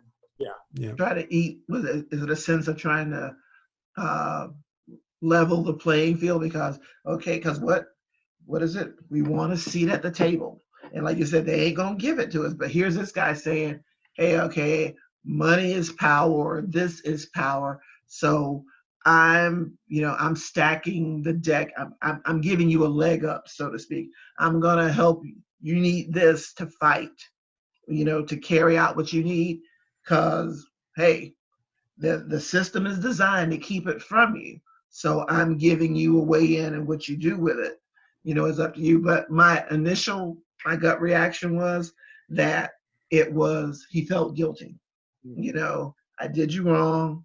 I didn't have your back. I didn't hold you down like I should have. So, and not just guilty for himself, but guilty for a whole generation of people that probably were guilty of this, not, doing the work that needed to be done about racism, right? About systemic racism. So, yeah. Okay, then. Let's go on to favorite lines, and we'll start with Byron. Now you know my origin story. That is the line that I've been waiting to get to this. That is the line, even saying it now, I just want to break down. But that is the line that just killed me for the entire episode. And this is when What's the line again? Angela. Now you know my origin story. Yeah, it just got me when they were sitting in the Dreamland Theater, and he said that. And I think it's because of where they were, what had just happened, the killing of the Cyclops people, everything that they had been together, and everything that Will had to do. Yeah. Everything he had been through, and then understanding what she had been through, because of course, he would know that because of Dr. Manhattan, right? And because of his ability to do this time travel, that he knew all these things, right? But for him to say, now you know my origin story, right? That was just, to me, that line just summed up the entire show for me. Because again, I think that series is all about trauma and origin stories. Oh yeah. And for him to wrap that up that way, it just hit me, because it made me think about our grandfathers, our grandmothers, Yes. in some cases, our parents, right? You know, because it's important for me to remember that when my parents moved us onto this street, we were the first Black family, all the crap they had to put up with, right? You know, the name calling with us, you know, and the, you know, making us make sure we were inside at a certain time at night before it got too late, so nothing would happen to us, right? And so that for me just was like, damn, I mean, this is really deep, you know, that he gets to say this line, and that for me, and watching it a second time, really just made that show that more important to me, right? And I'm going to say this, Scott, real quick, since I have the mic real quick. You should get some money and get us all down to Tulsa next year for the 100th anniversary, so we There you go, man. do this again and talk about it, because it really is. I mean, the whole story of Tulsa is the origin story, is one of the many origin stories for Black Americans, you know, and the trauma and the tragedy that we've had to deal with. And I think, you know, in that one line, I mean, I think it really brings it home powerfully that, you know, these origin stories are hard, they're difficult, but damn it, we've got to hear them, right? We've got to hear them to start thinking about how do we now strategize and how do we change the political system? How do we, you know, get into, you know, how do we defeat systemic racism? How do we change this system? How do we change institutions? It's through hearing our origin stories, right? You know, like the Gator babies. You know, people will say, I didn't know that. Well, that's part of our origin story. No, you do. Right? That's part of the pain that you caused, right? And so that to me just blew me away. What's doubly beautiful about that line is, in that line, the writers, Lindelof, are replicating Alan Moore's critique of superheroism. In other words, right, the origin story of the superhero, that's kind of act one, right? You've got to tell where they came from. And it's not Superman flying through the sky, right? It's someone who's lived this extremely traumatized life, trying to bring that history to his granddaughter and make things different. And who's next for favorite line? I'll go. I had to go look for it. Mine is men who end up hanging from trees with secret compartments in their closets tend to think of themselves as the good guys. Thank you, Lori. Wow. Which takes me to, you know, I won't say the most troubling because there's a lot, but just that when you realize, damn, he's that, because you didn't want him. I'm like Sistah Kay, when they found the robe, okay, they put that there because that would mean that Judd is a racist, but he can't be a racist because he loves Angela.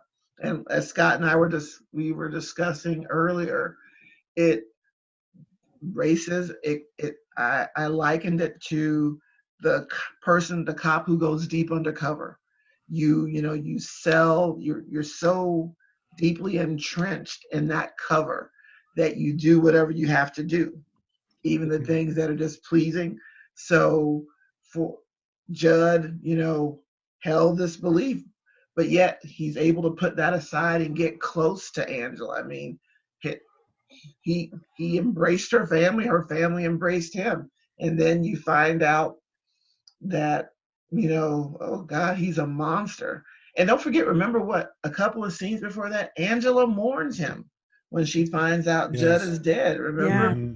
I mean, she has to go into that room and just almost let out this primal scream. And I'm trying to remember, what was her reaction, upon, finding the robe, and then is it Will that tells her, yeah, this is what he really was? Or I can't remember how she processes. When does she come to the realization, okay, this isn't the case of him holding He's on working to with the Wade relic. Tillman because she gives Wade Looking Glass the robe to hold for her. So she's not getting, because the obvious thing is she would be the obvious person to come look for.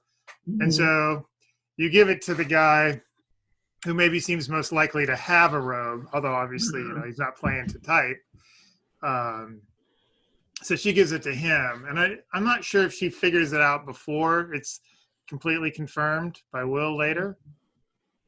Yeah, that was a shocker. That was a shocker. What I find compelling about the line you mentioned is the idea that people are doing this level of evil, probably also believe that they're good. Mhm. And though I don't have this, I don't have the psychological data, I suspect they're available. But in order to be able to generate that level of trauma in other people's lives and still go to sleep, there has got to be a story you're telling yourself about how you're descendant from God or manifest destiny. There's got to be some narrative that is grandiose in order to allow you to not to keep that trauma out and to actually still feel like you're good. So yeah, I suspect people that are in those kind of stories actually create clubs and tell each other a common myth about how they're good, and the trauma that they're generating is for everybody's better. Well, I mean, as horrific as we find the KKK, I mean, they originally came out as heroes in the South. Yes. Woodrow Wilson was from the South. He was he wasn't just a racist. He hated Catholics. He hated, Irish people that he didn't think were white, right. In his mind. So, I mean, you build on that. I mean, and the people that are doing the lynchings, they think they're heroes. Yes. I mean, the Nazis thought they were heroes. The people that massacred the Native Americans thought that they were heroes. Right. I mean, they got Medal of Honors for wiping out old women and men and children. Yeah. They still have them. I mean, there's a movement to try to get that back. And as someone who served, I fully support removing that ill-gotten honor on them. Yeah, I think what I was trying to emphasize is that there's probably some data to show that the more trauma you introduce in the lives of others, the more grandiose your self-concept, or the more grandiose your narrative about how good you are because you're doing it. Again, I don't have the data, but I take the opposite route and just saying you're just flat out evil. So I think people that do, like you said, how do you throw children to alligators? Right. How do you lynch a pregnant woman and an entire family and sleep like a baby at night? I don't think it's because you think you're doing right. I think that you're just flat out evil. You don't like that person, right. Particular group of people. You want to hurt, you want to harm, you want to maim. You're missing something that enables you to close your eyes and lay down and think everything is okay. Maybe at some point in your life, perhaps you feel remorse. I don't think so, because I go back to that the woman who accused Emmett Till. Mm-hmm. You were able to sleep every night for what, 70 some odd years, knowing you were responsible for a 14-year-old boy, right? Mutilated and tortured because you told a lie. Okay, maybe you had an abusive relationship and you were afraid, but a kid's life ended. The people that stand around and smile when people were being lynched, and folks will say, well, that was the time back then. That's how things were. I still didn't make it right.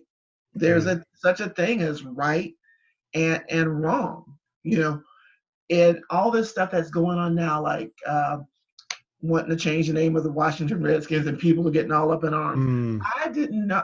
I was yesterday or Saturday years old when I found out what Redskin meant. That it was people who took the scalps of Native Americans. I mean, why would we want to go ahead and perpetrate and celebrate a team that's based on that? Is it going to kill you to change the name? Right. Is it going to kill you? But no, what? I heard a guy talking about it on a sports show today. He goes, hey, we're Americans and we want what we want. We don't care how we get it. And we damn if somebody, he was being, facetious, damn if somebody tells us we can't have it. So here are these people telling you, this is wrong. You really don't want to celebrate this. Let's try something else. Don't tell me what I can't have. I want it, even if it's not good for me, or even if it's bad, if it doesn't make sense, Again, like I said, me personally, I don't think it's a thing of grandiose. Well, so I think throughout history, everything that's been done to other people, someone's made an excuse about it so they can sleep in their mind. They've created some story in their mind that lets them accept that deed or whatever that they've done. To me, that's evil. To me, that's crazy. But no, there are sociopaths in the world, right? There are people that but it's the people that follow along. I mean, there's always going to be the leaders. It's the sort of the followers. We see this played out, I think, beautifully played out in Watchmen also, right? There's a culture of American narcissism, right, that exists, and we see them playing that out, right? And, if we start thinking about, this pushback about there's no such thing as racism, right? And, how dare you paint these streets with Black Lives Matter, right? It's narcissistic on a level where you can't, and this is the whole thing with Black Lives Matter, right? Why a lot of white people have a problem with that term, right? Because it's not about them, right? And so, if it's something that's not about you who have been in these seats of power for so long, right? I think we can even think about when white Europeans came to America. Well, there were people here. Oh no, there can't be a people here because this is our land, right? So this is I'm going to take it from you, right? Because you're savages and you don't know any better, so that's our justification. The lie they tell themselves. You know what? Because somewhere, I shouldn't be I shouldn't be doing this to these people who were kind enough to invite me in and help me. So I'm going to tell myself the lie. Like you said, they're savages. That's going to make me feel better as I do this to them, as I wipe out, what we're doing is helping them. Exactly. It's God, it's cover. A lot of times they're doing it for God. Yes. Manifest destiny. Yes. Okay. Favorite line? Favorite line? Yeah. Okay. I'm going to go with Angela Abar from episode 1. Watch the street. If anybody pulls up other than me, you're going to have to bleep this. Fucking shoot them before they get to the porch. It's a quote. Oh, yeah, that's right. Because, I mean, that just laid out in such terms of this is the world that they're living in. Yes. She's a cop. Cal's a buff guy, but he's very mellow, taking care of the kids and stuff. And he's like, he doesn't blink. He's like, yep, okay. Yeah, he didn't. And so that just lays it down. I mean, we talked about that when we did the recording, just how sort of straightforward that was. And it just sort of laid it out in one line. I did love how it set the tone for the rest of the series, right? So, Sistah Kay, favorite line? I didn't get a chance to rewatch, but I always go back to the mask line, which I think I probably said wrong. Is you can't be. I thought it was you can't be free wearing a mask, but I think it's you can't heal. Can't heal. Yeah. Wearing a mask. Yes. I really like that one for some reason because I feel like, even throughout the show, she's basically masked. It's just tonight. You can't go under a mask, Angela. That's what he says. Yeah. Will says that to Angela. So she's kind of like using that to mask all of her trauma and all of what she's going through. And she's kind of putting on a brave face, I guess, when underneath that mask. I don't know. That's kind of how I interpreted it. And I feel like we all do that to a certain degree. Oh, yeah. Because you can't just fall apart with everything that happens to you. You have to keep going. Your life, the world's not going to stop just because of whatever we're going through. We have to be able to push through it and still live our lives and pay our bills and raise our families and all of that stuff. But there comes a point when you're going to have to get rid of that and deal with all of the stuff. And And I know that I'm an avoider type of personality where I like to avoid stuff. I don't watch the news too much.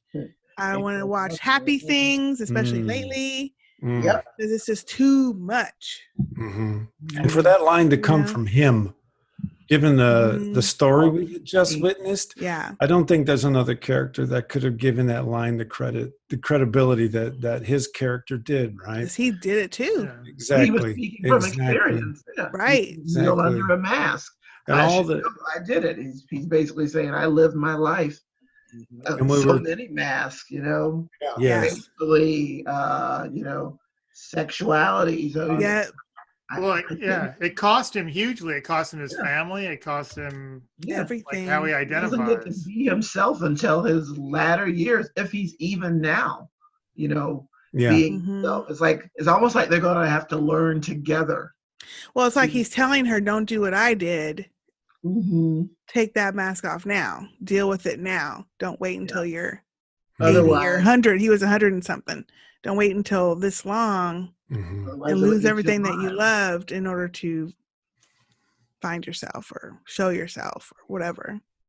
Yeah, I thought that line was a beautiful piece of poetry that just brought everything together.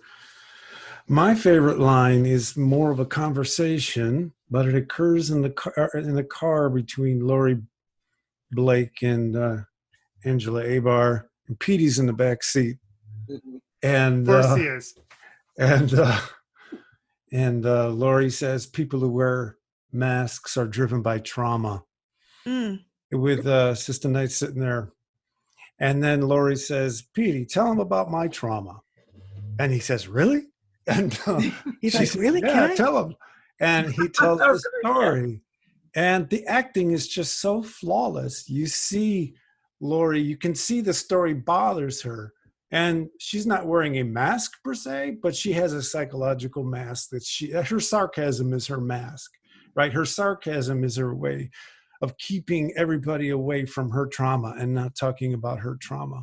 And in that moment, what it must have meant for Sistah Knight to hear that coming from her and to hear these two women with the man in the back seat driving on a road, making things happen, sharing that story.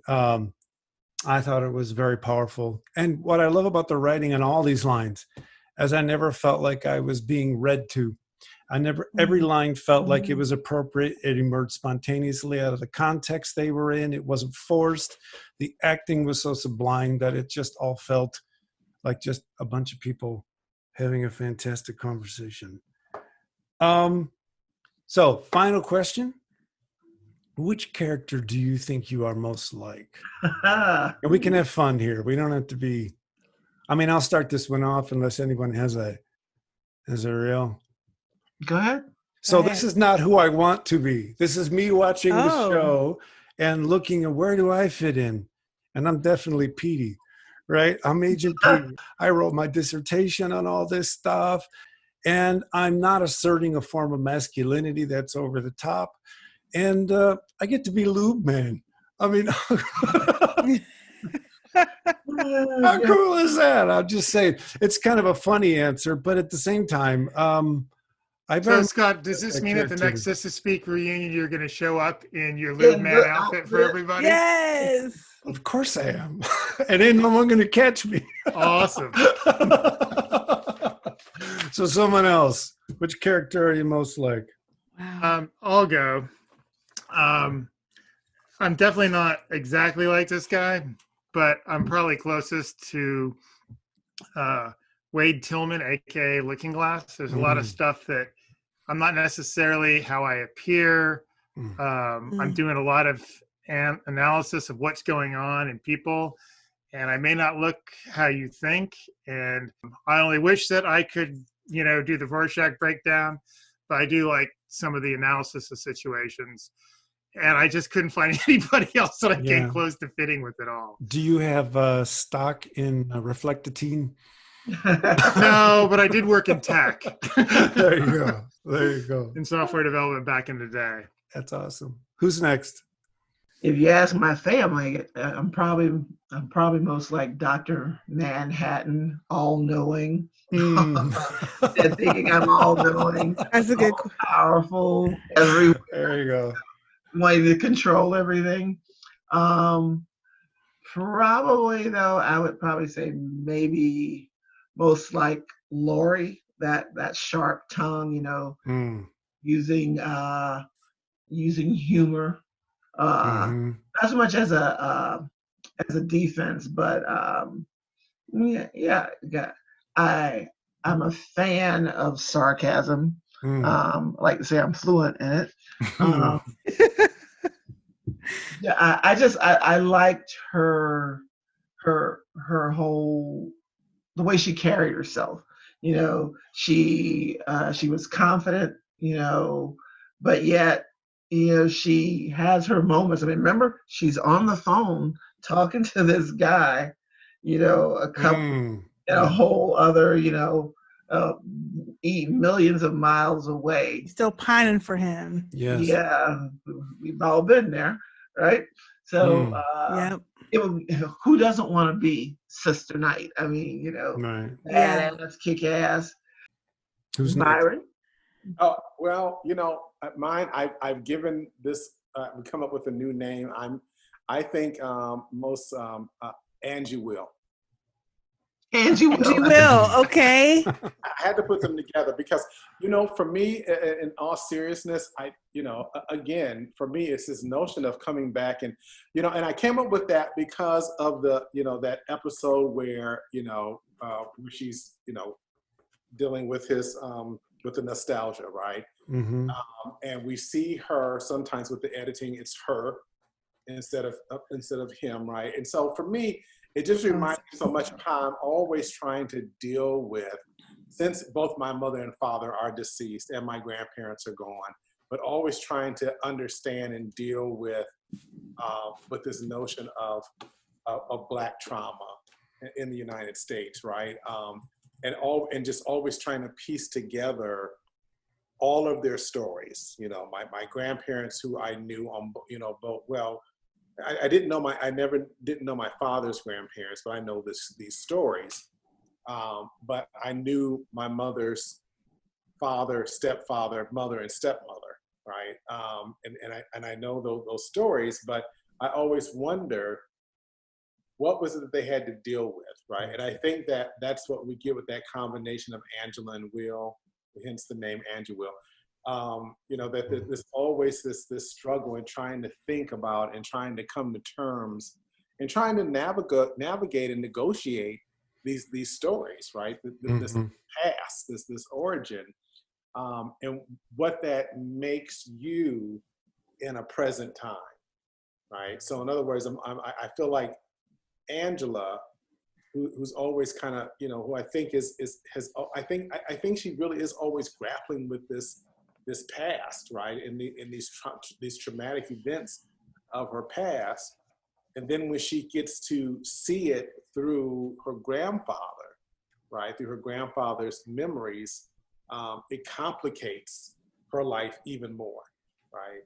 And I think that's really where we are as a country now also. So I think those two characters together, really represent who I think I am at this point, trying to remember and then negotiate and then figure out how to navigate it, right? And so like we've been saying, Angela's like every Black person, right? We know this pain, but if we stop, it's going to kill us, right? So we have to keep going and keep moving, right? Mm-hmm. And and that's how I feel every day, right? That I can't, it's painful knowing all the stuff that's going on in this history, and and hearing people and hearing the pushback and hearing the ignorance, but at the same time I have to keep going, right? You have to keep going, and that's, and I so hate using the word resilience when I talk about Black folk. But there is this kind of power that I think we gain also from these origin stories, right? And I think these two, and if I'm not like them, I think I want to be more like them, right? To kind of to have that thoughtfulness and that understanding and knowing this importance of, of our origin stories, of my origin story, right? And then how that Fantastic. connects me, that interconnectedness to this country and to other people who look like me. And to honor the people that Yeah. came. Absolutely. Yeah. Sistah Kay. Wrap it on This up. is a hard one. I think Angela, in some ways, I feel like I'm Lori in a lot of ways. Her speech, especially, as y'all know. Yeah. I think Angela, and it's more on a personal level, I think, than I don't know. I think of her as, with like we were talking about earlier, how she grew up and not having really felt the love of parents, although I did have that. But having all that happened to her, and her not letting that stop her from finding love, loving, opening herself up, but then also using that as a strength for her, I think is awesome. So I really like that about her character, and I think I kind of identify with that. No, I can see that for sure. Reason. And just her strength in being able to keep fighting, keeping on the fight, living her life, and seeing that injustice, and just being so like, oh no, we're not going to let that stand. I'm going to do something about it in my way. And her way was to fight and to, battle it through the justice system. But everyone has their own ways of fighting their fight, and it's not always out loud in public or direct, I guess is the way. So I think that's who I identify with most. Fantastic. So that about wraps it up for us. Thanks to this wonderful collection of HBO Watchmen fans for joining me in tonight's discussion. Panelists, please tell the audience where they can find you on social media. We'll start with Will. Okay. I do have a Twitter profile that I'm going to sort of reboot, that I haven't done anything in a long time. It's at Will Wright, 2 L's, WRITE 64. And I also have a private political group. It's called What's Left. And we've got an accompanying podcast that also, as elections heating up, we're going to reboot. Awesome. And so you can ask to join that. And it's got links to the podcast. Excellent. Sistah Kay. You can find us everywhere, really. We are at sistahspeakproductions.com. We have a Patreon page. We've got a Facebook page. We have a private group on Facebook that anyone can join as long as you're not a spammer. It's called Sistah Speak Nation. And it's all centered around the podcast that we created 13 years ago, kind of around this topic, to have Black women's voices heard in the world of entertainment. We give our opinions on different shows, and we have a lot of fun. We talk about race, but we don't get too deep. But we point out things that we see as Black women, Black people, that happen in entertainment that shouldn't, or we don't think should. And then we just talk about our love of TV and movies. And it goes from there. And we have a great community of people that I've met all of y'all through. So everyone has to listen to the Sistah Speak podcast. It's great. It's fantastic. Yeah. So you can find us, I'm sorry. Go ahead. Go ahead. No, so we're also on Twitter and Instagram and all that. So you can find us at our website. You can find all that. Procrastinella. You can find me on Twitter. I'm at Isn't She Lovely? That's ISINSHELOVELY. It's like Isn't She Lovely, but there's no T. So Isn't She Lovely? I am on Instagram as Procrastinella. PROCRASTINLA. And also, I'm in the Sistah Speak group as Procrastinella, but you have to join to be able to hang out with us. There you go. To do that, but if you do, you won't regret it, because You'll have some fun. And if you want a good laugh, good grief, find their Game of Thrones podcast. Good Lord, you will laugh. If for no other reason, just Sistah Kay cackling as Tyrion fell down the stairs. That was Sistah J, not K. Sorry, There you go. Kay. That was not me. He definitely had a retort to that, though. I was upset by that because Tyrion was my favorite. I was like, don't make fun of my Tyrion. Mm.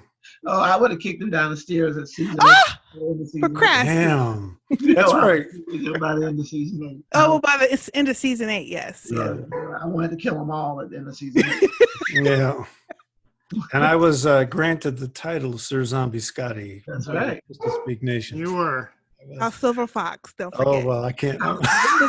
House Silver Fox, Lord Commander of the Sisters Guard. Guard. Absolutely. Yes. Thank you very much. Yes. Okay. Byron, where can we find you on social I'm media? gonna have to go back and listen to you all talk about Game of Thrones because I never watched the series until the year before, until like about 3 months before the last season. Oh, okay. Mm-hmm. So I watched it all at one time. Wow. And so I didn't have time to develop maybe this dislike about the last season because I still will go back and watch some of the last season because I was just in love with it so much. So, but that's a topic. Bless you. I'm going to say there's a credibility. Bless your heart. Oh, man. You forgot to bless your heart. The first thing I ever watched with that was that Red Wedding. I say, why do people watch this violent show? Oh, my God. That was the first one? That was Oh, the- you watched it out of sequence. And it was by Yeah. accident because my partner was watching. I said, I'll sit here and watch this. Then I saw all that slashing. I'm like, never again will I watch. What's child's play compared to what Kate makes? I know, you got to keep watching. So you can find me at on Twitter at Byron B. Craig and on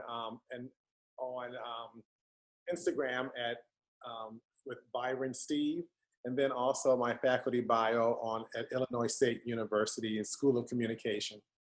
That's all I have. I'm not all fancy like the rest of them with these fancy. Well, these are professionals we're talking to here. So, Her is a professional. I did play around in the Sister Speak sites, and it looks really fascinating. And it's just beautifully done. So I'm just going to give a shout out. Thank you. Thank you. It's really impressive. I'm like, I want to get something like that. It's really. You got to come to one of the. You need to join our Facebook group. Okay, so I'll join the And then Facebook. come to the reunion. There you go. When the Rona passes and we can all get together. Yeah. Remember, You Scott, should do another Zoom call. Yeah, We actually are Another going Zoom to. We happy just hour. haven't. We've been kind of busy, so we haven't put that out there. Yeah.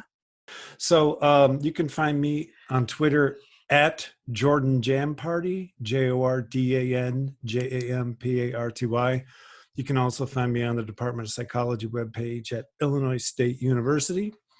If you'd like to leave feedback about this podcast, please leave it below on this YouTube channel or send a message to darkloopsproductions@gmail.com. We'll be sure to read it at the end of our next podcast. So there it is. From all of us to all of you, big hugs, and remember, you can't heal under a mask. Bye-bye. Bye-bye.